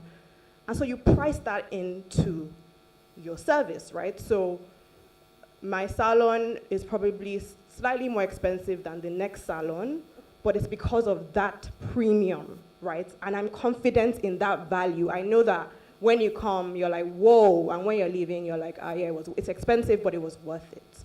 So you have your costs, you have your overheads, which you must cover, right? You're not running a charity, you're not running an NGO, you're running a business. So you must cover your overheads. However, you can add a margin depending on how much you price your premium. Does that make sense? So you have your basics, you cover your basics, cover your overheads, add a little margin, which is like your cost plus pricing. And then for businesses that are more premium, more niche, like my salon, I then add an additional layer of margin. So we're slightly more expensive than your average salons. For my product lines, it's very similar. So we have raw materials, we have packaging materials, we are making a product. So we want to give you a finished good. So you have to take into account all the costs that go into producing that finished good, right? So a hair oil, for example, I have my ingredients that go into the hair oil. I have my packaging. You price all of those in, right? And then you add a margin because you want to make a profit, right? You determine that margin, but you have to also be aware of competition. So what is the market charging, right? If my product is 10,000 naira, my oil is 10,000 naira, and I go to Balogu market and the average price of oils is 4,000 naira, chances are that I'm not gonna sell. So you have to price in line with competition, while obviously still recognizing the value that your product has to offer. Yeah. Does anyone want to add to that? No. Okay, great. No, Tommy, fantastic. Thank you. And I feel like we were just schooled on like a mini MBA, mix, etc. So well done. But just still speaking about pricing. Oh no, actually, you know what? Let me just jump to the next question. What is one financial mistake that you have faced in your business or personally that you learned from and other people can learn from? Okay. Not budgeting properly. So I wanted to start my hair care line, the product, the relaxer. And I knew that, oh yes, the salon is great, it's running, but I want to grow, right? I want to make more money, right? So how do I do that? I can offer products, right? I can compete with the giants that exist. So I don't know if you guys know Mega Growth. I don't know if you know ORS. Okay, so I was like, these guys are in Lagos, they're owned by Indian conglomerates. Why can't a Nigerian do this? I have a salon already. So I started the journey and I was like, I want to do something that is bigger than me. So I obviously needed to raise capital. And I did not take into account every single line item. I didn't do my costing properly. So I was undercapitalized. I didn't raise enough money that I needed. And so we struggled, most of last year. We really, really struggled because we didn't have enough funding. So I think the lesson for me was to literally take everything into account. Budget for marketing, budget for production, budget for raw materials, budget for logistics, budget for transport. Like literally take every single thing into account so that you can go out there into the marketplace and be successful. I think that's one thing. Budget properly. Yes. Yes. Amazing. And the same question to you, Ejiro. I very rarely catalog my failures because for me they are stepping stones. I don't even think about them. I like that. But if I must,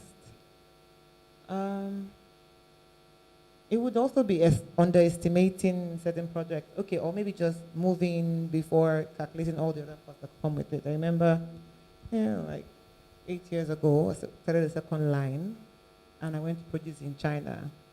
And so it wasn't really a mistake. It was also a result of government policy. So we could change Naira to yen at the time I went. And by the time I wanted to pay my balance, there was a problem. You couldn't do that anymore. So making that payment became very difficult. My stuff was stuck for like over a year. And by the time the goods landed, I had moved on mentally and emotionally. So the energy to even market, they're still in my office.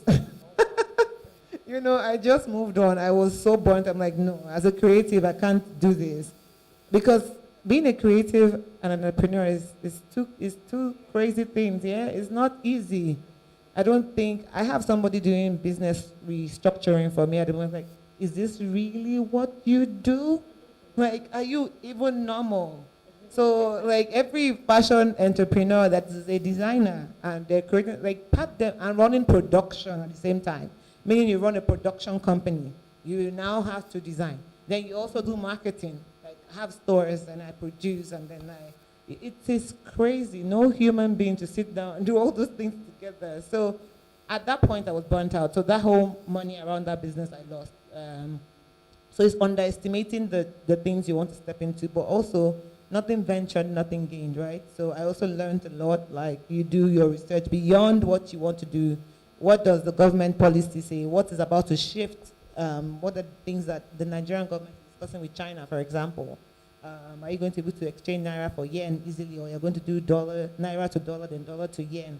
You have to understand all those intricacies, and then is the market ready? So I had a collection then also that I designed that was ahead of its time. Now it's totally what would work out. But 10 years ago, people were like, it's too bright for the workplace. It was a work line, and it was bright colors, sharp suits. But that's what's in now, post-COVID. So it's really doing your market research beyond what you think and what you feel, because you're not going to consume those products.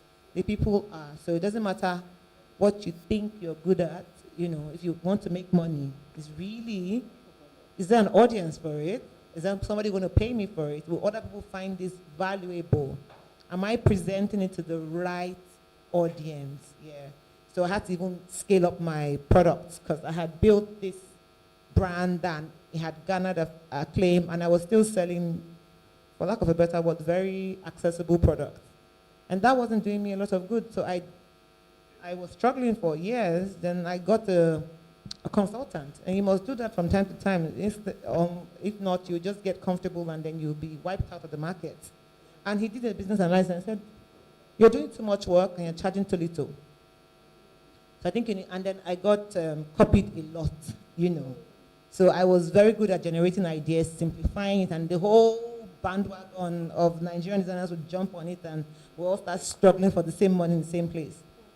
Because I had this gift of translating things and making them very simple. So I had to find a way to go back and say, you know what, maybe I don't need to make this very simple so that I will make the money for myself. I need to feed myself. If not, this passion and this dream is going to eat me out.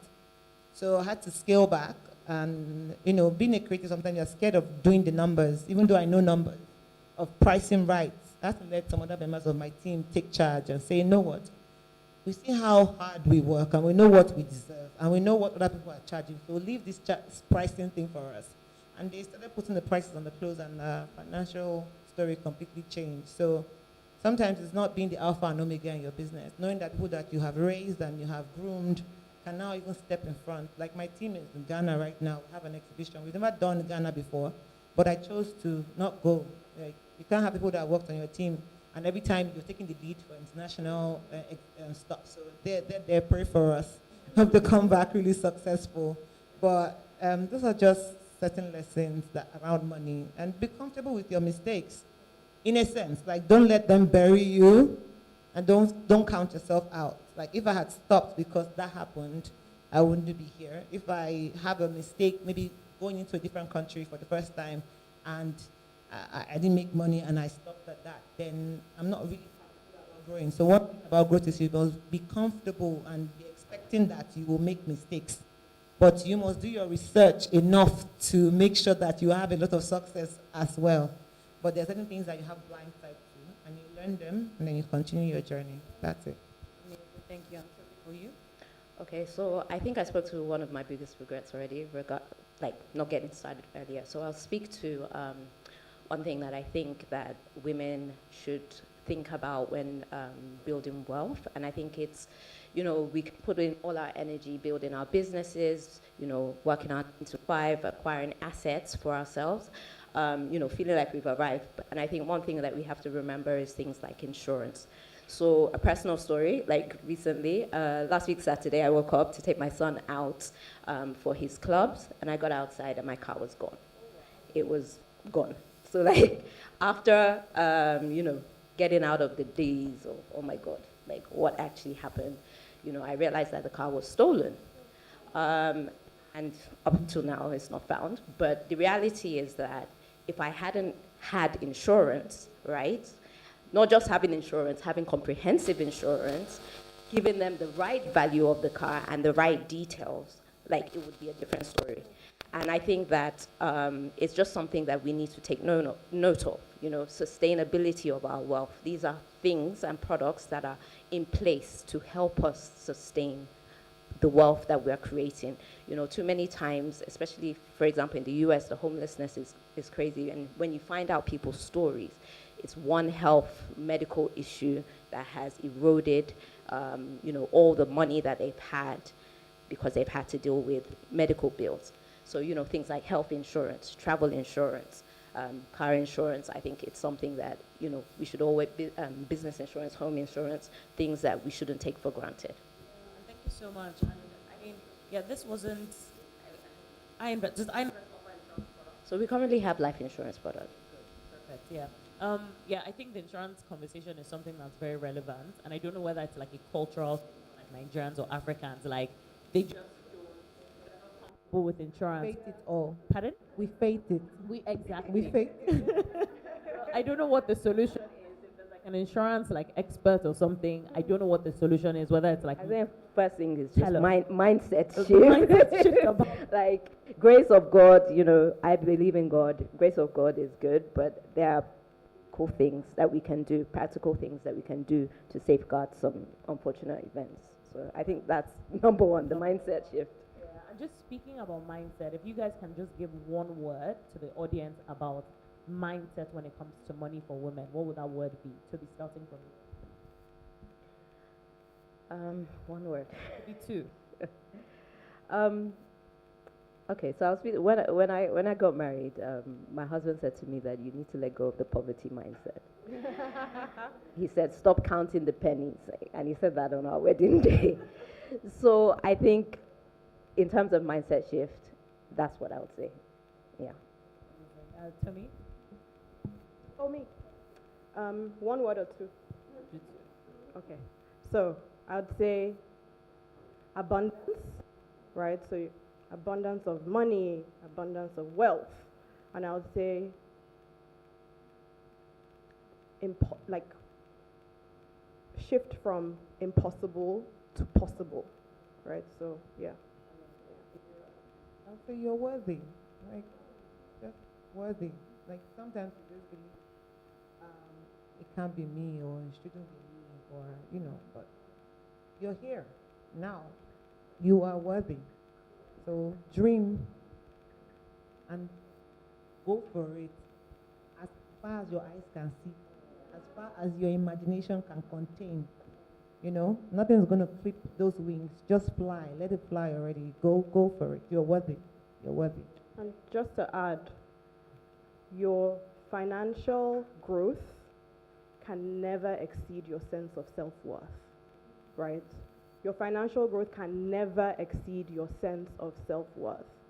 So if you think, oh, I'm not good enough, I'm not, I can't go beyond this space, then you can't grow financially either. So they go together, your sense of self-worth and your financial growth.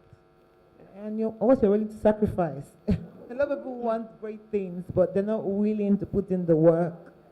A lot of women, sometimes we are own downfall. Like you're very happy to see your husbands and your brothers work hard, and you want to be baby. You don't want to put in the work that it deserves to create the wealth that you want.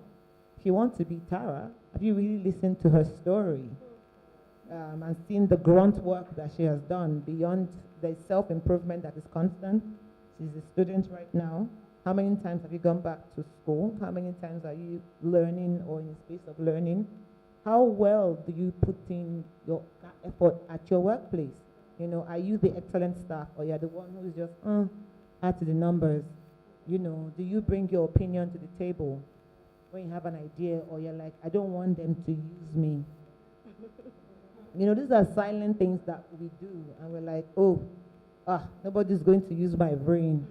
But if that brain is not massaged enough, and if you don't even see what those ideas you have can result in, then it's really not doing anything. And God's going to take that gift and moving on to someone else who's willing to do. So we know that we've been conditioned for centuries to be a certain way.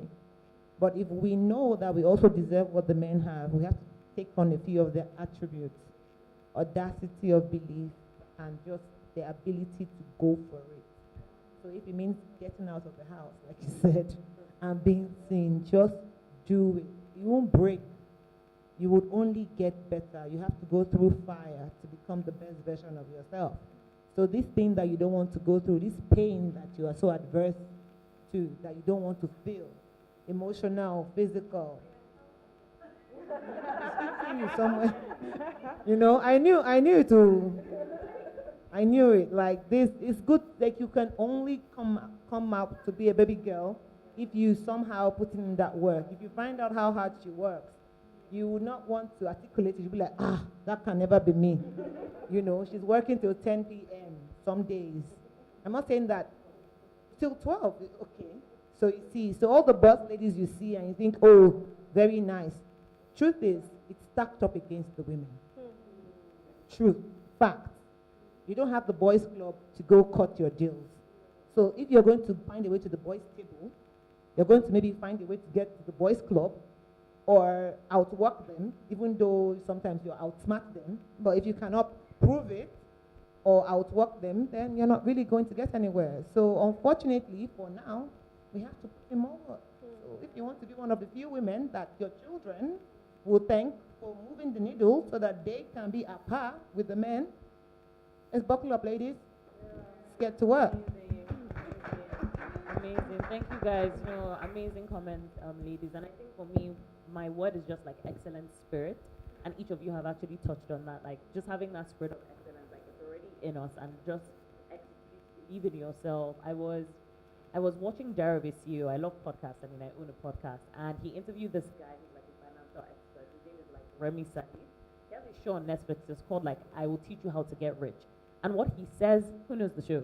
Okay, you guys know it, great. And he made a comment one time, and he said, you know, you kind of need to have like higher conversations. So it's one thing to like sit with your friends and say, I want to make money, I want to travel. Can you be specific about what it is you want to make? Don't just say, I want to make money. Be specific. By December, I should have saved $8,000. This is just an example, right? Be very specific. Have higher conversations with your friends, right? And to be fair, not all friendship groups are cut out to be the same. You can segment. Yes, it's possible. Have your segmentation of friends you have fun with, your prayer group friends, and then literally find your business community who is very driven when it comes to starting a business, when you're confused about raising capital, when you don't even know what investment products you should be looking at. People actually want to help you, and it starts by you just asking, what is it that you do? This is where I'm trying to get to, and you will get there. So guys, this has been a phenomenal panel. I would also share, in terms of resourcing, because everyone has said something very useful, grants. I thought that was very significant. In Nigeria, we don't really talk about grants. We say we're taking a loan, or I am raising capital from a VC firm, and then it becomes very like stringent. But in terms of grants, BOI is a resource that has been mentioned multiple times in this conversation in this room. Look at BOI. They are very, very willing to give like startup businesses loans, more than you would expect. In fact, Lagos Leather Fair, when they began their work, I have a friend who's in the family of the Lagos Leather Fair. When I asked her how they raise money, she said, it's FBOI. That was literally how they got their first funding. So Bank of Industry is one. MasterCard Foundation is actually like another resource that people could look at. And I don't know if you guys also know, I don't know if it's competing, but Her Economy, they do grants as well. So these are just like some resources to look at. British Council is another resource. You guys write this down. Which one? AFDB is also like another resource. So research those resources and you'll be surprised at what you find, right? There is free money to give up. So awesome, we'll just take some questions from the audience. Gloria, is this you?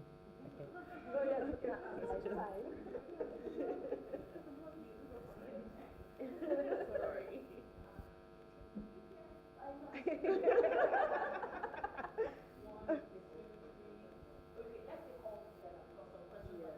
Okay.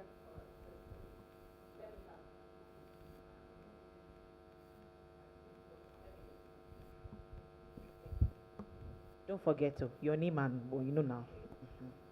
Quickly, please. Quick. Good afternoon, everyone. My name is Eniola. So, I know that I'm not so much of a business person. I've always known I want to be in the 9 to 5 space. So, I currently run my MBA, and I just want to ask, how do I position myself to be seen? Because the field I'm in currently, it's wide. You know, I've seen people in that field for 10 years, and they still do not know everything. So I just want to ask, how can I, put myself in a position where I can, easily round that particular field? Okay, I don't know. Sorry. Okay, so I'm in trade finance, not the trading part, but like the import and export part of trade. Yes, trade operations. Thank you. Tommy, will you add to that? Because I thought you said you started and you were still doing your 9 to 5 at the same time. So I think you're in the best position. No, you will, don't worry. Let's go to the next question. Okay. Thank you. My name is Sheon. So I heard you mention, it spoke about prudence and then the abundance mindset. So I'm like, how can we have a balance between being prudent and having that abundance mindset? And Toby, I think you said something about a brand better book. I didn't get that. So if you could, brand better, brag. Oh, thank you, thank you. All right. Thank you very much. The third question, please.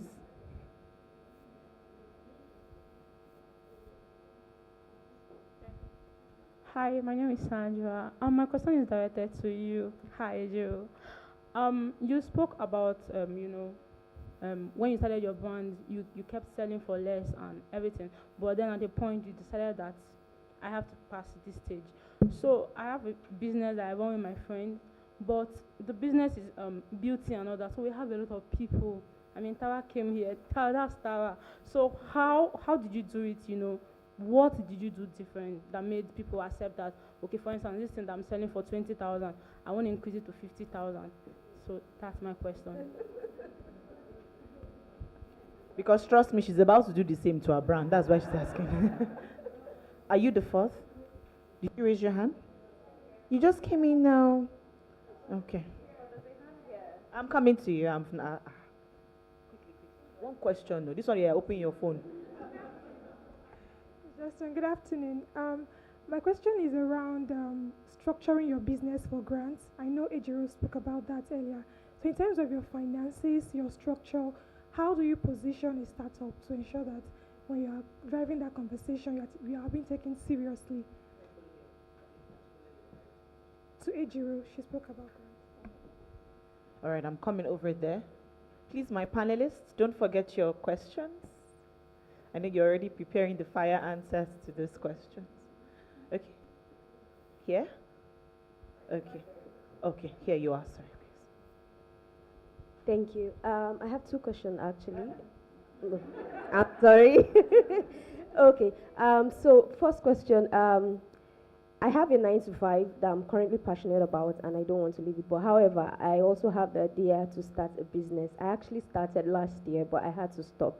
The issue is I really don't know how to move it beyond me. How do we get to that place when you have a 9 to 5 that you want to maintain but also want to run a business? When do you know is the right time to have someone to be able to run it for you perfectly? And last question, when we talk about insurance, like Toby mentioned, it's something that we all plead the blood of Jesus and everything and we forget about it. For someone who is in a 9 to 5 and you enjoy probably insurance from workspaces, how do you go beyond what your work offer for insurance to get something outside on your course? Work, you may wake up one day and you're fired the next day. How do you go about that? Thank you. Okay. This is the final question, no? Final question. I can't take any more. I'm so sorry. Because that's quite a lot of questions for my panelists already. All right, thank you very much. My name is Adenike Adioye. I remember that when you were talking, you mentioned calculating the cost you incur to either produce something, your product or services. So now I'm into a 9 to 5 job. At the same time, I'm working on building a mobile hub for maternal health. So now putting money together from people who believed in what I'm doing and my own savings to actually do this thing. So do you mean that I have to put all the costs I incurred to get this thing done on what will be the cost price by the time the hub is being done? I just want to get clarity about that. Thank you. That's all. Thank you very much, my audience. Apologies to those I couldn't take their questions. So our panelists, please help us. 1 minute each, please. So, sorry, what's your name? Okay, so you're in banking and you're in operations, so you're in the back office. Okay, so my advice to you, because I used to work in banking, I noticed that people in the back office were very shy and you would just be at your desk doing your desk work, right? You didn't really make yourself visible. So you might be doing your work fantastically, but you're not really visible within the organization. Am I correct? Okay. So you have to, first of all, be confident, right? So it starts from you. You know your work, you know your value, you know what you bring to the organization, and you need to be able to demonstrate this to your manager, right? Your bosses. There's no point being the world's best kept secrets. That's one thing I always say. So if you're doing your work and you're just hiding and your bosses don't know your capabilities, then you're not going to grow, right? So if you're able to step out of your comfort zone, come out of your shell, and demonstrate your capabilities, and even show that you're able to go above and beyond your call of duty, I think that would really, really help you in terms of gaining recognition in your organization. Yes. Sorry, can I touch on that very quickly? And just to add to that, I think be a thought leader. Many people don't think about this. So when you see people writing on LinkedIn, you're interested in what they're saying, right? I think like we assume thought leadership is reserved for like people who have so much experience. Thought leadership is for everybody. So even if it's you just like writing an article about what you did today or did last week in terms of operations, you can literally start an article. Guys, did you know one-on-one about trade logistic operations? These are the things you should be looking at. And then people start to identify you as a thought leader. Before you know it, your boss is calling you and you're like, please come and speak on logistic operations. So be a thought leader. Yeah.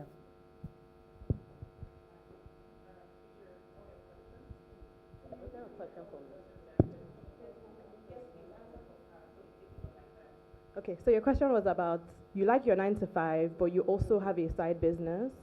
And so how do you combine? Can I ask what is your side business in? Cleaning. Okay.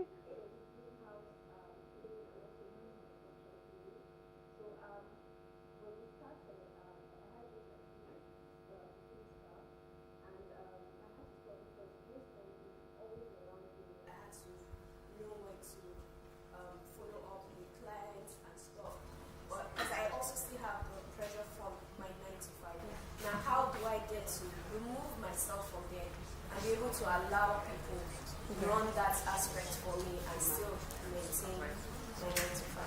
So it's all about your team, honestly. You have to have a very strong team. A team is only as strong as its weakest link.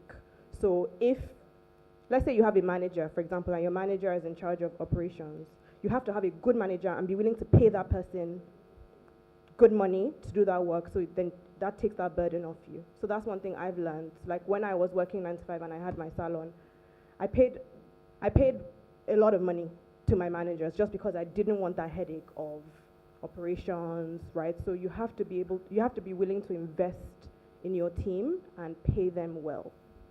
That is profit sharing, that could help.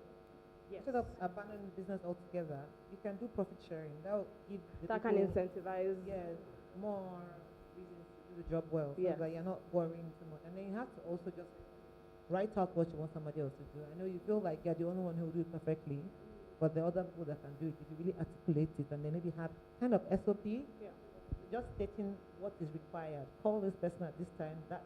You'll be surprised that your niece who is 16 can articulate that and do it. So you just need to write that. You help me remember them. So there is the grant question. How do you make sure your books, right? Grant, somebody? Who was the person? Okay. How do you make sure your books are up to date so you can attract grants? For a new business, you're not having any books to present. You have an idea, but you should be able to project. You know, if money comes into this business now, I'm going to use the money to do X, Y, Z. And most of the time, I'm not going to give you money to buy an asset. No, to buy assets, they'll give you money. For operations, they'll give you money. But some certain other things that they feel are frivolous, they won't. So you need to run this business idea by other people and really see that you streamline very correctly what you want to do and what you really need money for. So all the extra niceties, they might not give you money for that. But if you really need to buy generators or machinery, if you're doing processing or production, they'll be willing to finance that. But things like rent, they want to also see what you are bringing to the table. So you cannot put all your needs 100% on the requirement for the grant. So you need to have something you're bringing to the table. If it's the space or your intellect, that needs to be clearly articulated. Your team, or that is really a proposal, not your finance books. If you are starting a business, that needs to be well articulated. And they'll have a desk at BOI to help you cross-check that anyway. So if you qualify for these grants, you would know. And you can get mentors or people that help you write your books, articulate and make sure it's well written. So find those people, they're available, they can help you check through. Then the question around price. Yeah. So I didn't just increase the price of my product. I didn't do that. I changed the product. I streamlined it. I was doing all things for all people. Like, oh, I want to attract this market. No. And then when I did that and created unique things, everyone will copy and offer it for a similar, just a little less. So I was draining. So I constricted that and offered premium products instead. So it was different design, different material, and then focused on niche market, not trying to make sure I get everyone. But if you're getting everyone and you can articulate the value, people are not paying you just because you're working. They're paying for the perceived value. So she said she priced higher because of the premium, and that had to do with the way the space looked, the kind of service that was offered. It's not just what existed in her mind, it's what she presented to people, and they could feel it, touch it, and experience it, and they were willing to pay more. So if you're working too hard and you want to increase your revenue, find ways to fine-tune your offering, your unique selling point, what is it, articulate it, and then you increase. You might just need to do more numbers. So if you need to get more people producing with you or braiding with you, if you want to keep braiding for, let's say, 20K, that's possible, but that's mass market. So you need to have more braiders, have a platform, maybe even an app to get people to do their braiding, and you get your own percentage. Everything is different strategies for different kinds of markets and offerings. You get it? So if you want to increase your price, you have to tweak the product.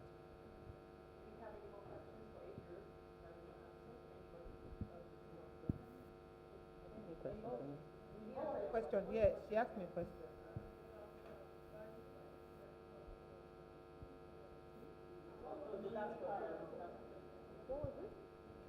The value, okay, so yes, I... Can we discuss it? Okay.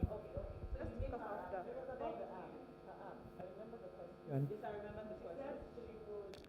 She put all that price into the cost of the service, and I said no, because that's a different, like, everything took start with business. My customer doesn't pay for it in one outfit, in one garment. Same thing with this. So you have to spread it. You are investing into your business. You're not going to reap all that investment on one product or within 1 year. It will be over time. So there are certain things that are long term. So building that app, you're going to reap the rewards long term. So you spread it out, and then you start with the pricing. Okay, I think there are two questions I can answer. There was something about prudence versus abundance, right? Yeah.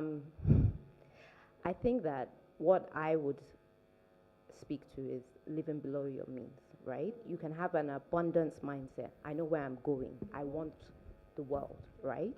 But at every point in time, live below your means. If you're having to cough out everything you have to make a purchase, and then the next month you're broke, then you're living above your means. Yeah. So live below your means, right? Based on what you currently have, but be progressive. I think Tara talked about it, having goals, setting your financial goals, and it won't be static. It will move along each and every time. I think if you have the same goal and you achieve it and you don't move along, it means you're not looking at progress. So be progressive, have your eye, higher and higher, but wherever you find yourself, live slightly below, because then that means that you won't find yourself, completely out of everything. And I think the second question around insurance, yes, of course, it's employers provide certain insurances because they're mandatory, right? Understand what they're offering you. Does it really cover you for, eventualities? There's some companies that will provide you the bare minimum, and then you have to top up. So the question you can ask yourself, in terms of healthcare, do I want more? And depending on where you find yourself in life, if you have kids and all of that, you might decide that you want to top up on a better healthcare plan so that you don't have to worry. Likewise, whether it's car insurance, life insurance, it's taking a stand or taking a look at your life and where you are, what your needs are. It's going to be personal to you, and then make that decision as to what are the things that I want to cover. What are my risk factors? What are the areas that I want to make sure that I have a safety net? And there are lots of insurance companies out there. You can look at the HMOs, and yeah, I think that's kind of your starting place. Make an assessment of what you currently have, and then know what you need to top up. Amazing, thank you. Before Gloria chases us out of the stage, but just the very last point, someone had asked about structure, and I know Ejiru shared in-depth knowledge about structure, but I just want to also say that structure can even just be the most basic things. First, what is your business about? I feel like if you can't narrate what your business is about, you've lost the audience, you've lost who you potentially want to sell to, right? Some people don't even know, if you ask them, what is your business? They can't narrate it. So know what your business is about. Then 2, have you guys gone on Instagram to buy something and you call a number and it's someone's personal number? That's a lack of structure, right? Have official lines of communication if you want to be taken seriously. Don't go and sell it on your personal page, picking up on your personal number. Begin to have segmentations in your life between this is personal and then this is my business page, right? Those are the little details that actually help you with structure, and then from there you scale. Awesome. So guys, we're at the end of the panel. I think it was great. We can clap for everyone. Yes. Thank you so much. Let's take a picture. Let's take a picture. Okay, good. Thank you. That was 1 hour, 16 minutes of exceptional, them just pouring out from their hearts. Beautiful, beautiful. Can we have the photographer, please? I'm sure that a lot of questions on your minds were answered. Many of you are gaining clarity, not just for your lives, but for your businesses. And that's why I invested it to have Violets for Her, to ensure that we help you gain clarity even as you move on in the year. I mean, I like the fact that this started towards the beginning of the year, and so it helps you. Many people will go back home now and go and rewrite those goals they wrote, those vision boards that you thought, oh, you were dreaming too big. You see now that you've not even started, right? So now it's time to go back home and go and rewrite your vision board. Go back home and go and check yourself again. Please, can we give them a deserving applause, a round of applause? Thank you very much, our panelists. Thank you so much, Zephyr, for doing an amazing job moderating this panel session. Thank you, Tomi. Thank you, Ejiro. And thank you, Toby. Thank you so much. All right, ladies and ladies, just a quick information for you. Tuesday next week, that's on the 11th of March 2025 at 6 p.m. at Federal Palace Hotel in Victoria Island.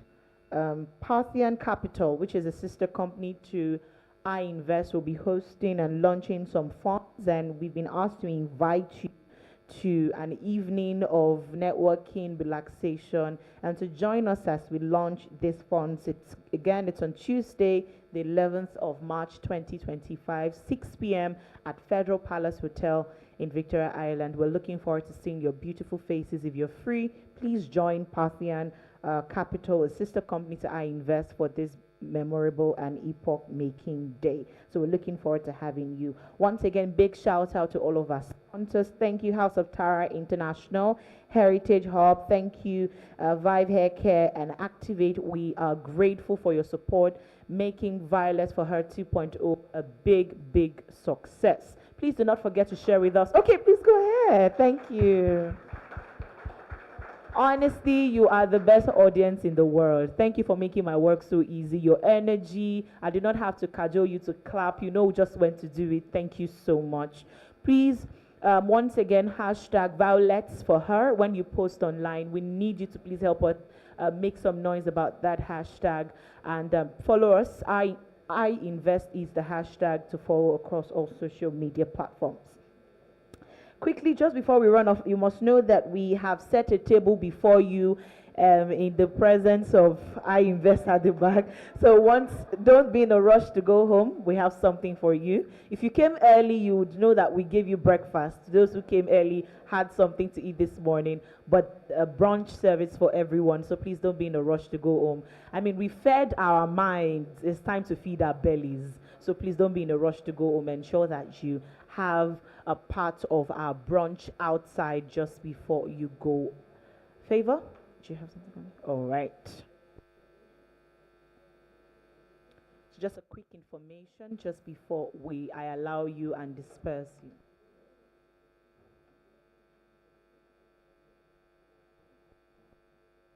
Okay, lost but found. Damilola Okonkwo, you dropped your card. Is this for you? Are you still here?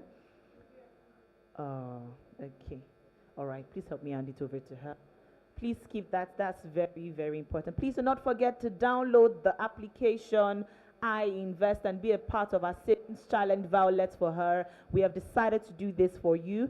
Please, the app is available on your Apple Store or on your Google Play Store. Please download the I Invest app and take part in the Violet for Her Savings Challenge so that by the time we look back at our year in review, you'll be proud of yourself for making busting money moves. Is very important. To everyone who joined us online, thank you for staying till now. I trust you had a beautiful time. It was quite an overload of information right here, and we are taking action. We are accelerating action. We're not wasting any time, because that's the theme for the International Women's Day this year: accelerate action. We talked about money, we talked about re-engineering our mindset, and of course gathering momentum for the year ahead. Thank you very much for coming.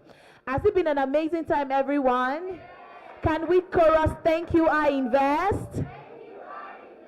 Thank you so much. It has been an amazing one, everyone. Thank you for coming, for choosing to spend your Friday with us, and for allowing me be your MC. My name is Gloria Babaride, and I'll see you at Violet for Her 2026. Enjoy the rest of your day, everyone, and happy International Women's Day.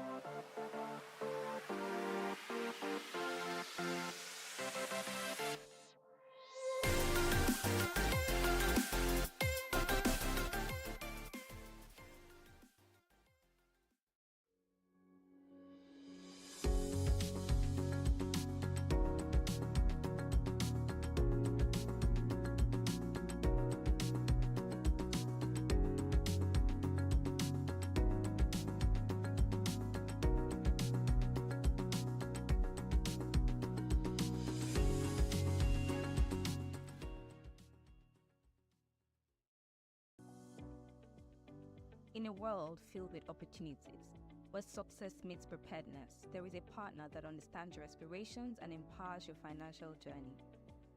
Parthian Securities is your smart brokerage partner, leveraging technology and intelligence to provide best-in-class financial services. As a trading license holder of the Nigerian Exchange and an SEC-regulated company, we ensure that your investments are securely managed within the framework of the highest regulatory standards. Our state-of-the-art trading platform is designed to give you an edge in various financial markets, including the Nigerian Exchange, NASDOTC, Lagos Commodities and Futures Exchange, and FMDQ Securities Exchange. With real-time data, advanced analytics, and customizable features, you have the power to make informed decisions at your fingertips. Our team of dedicated advisors is committed to your success. We take the time to understand your unique financial goals and tailor personalized investment strategies to help you build and protect your wealth. You deserve the best. That is why we go beyond the ordinary to ensure your investment needs are adequately met. Parthian Securities, your smart brokerage partner.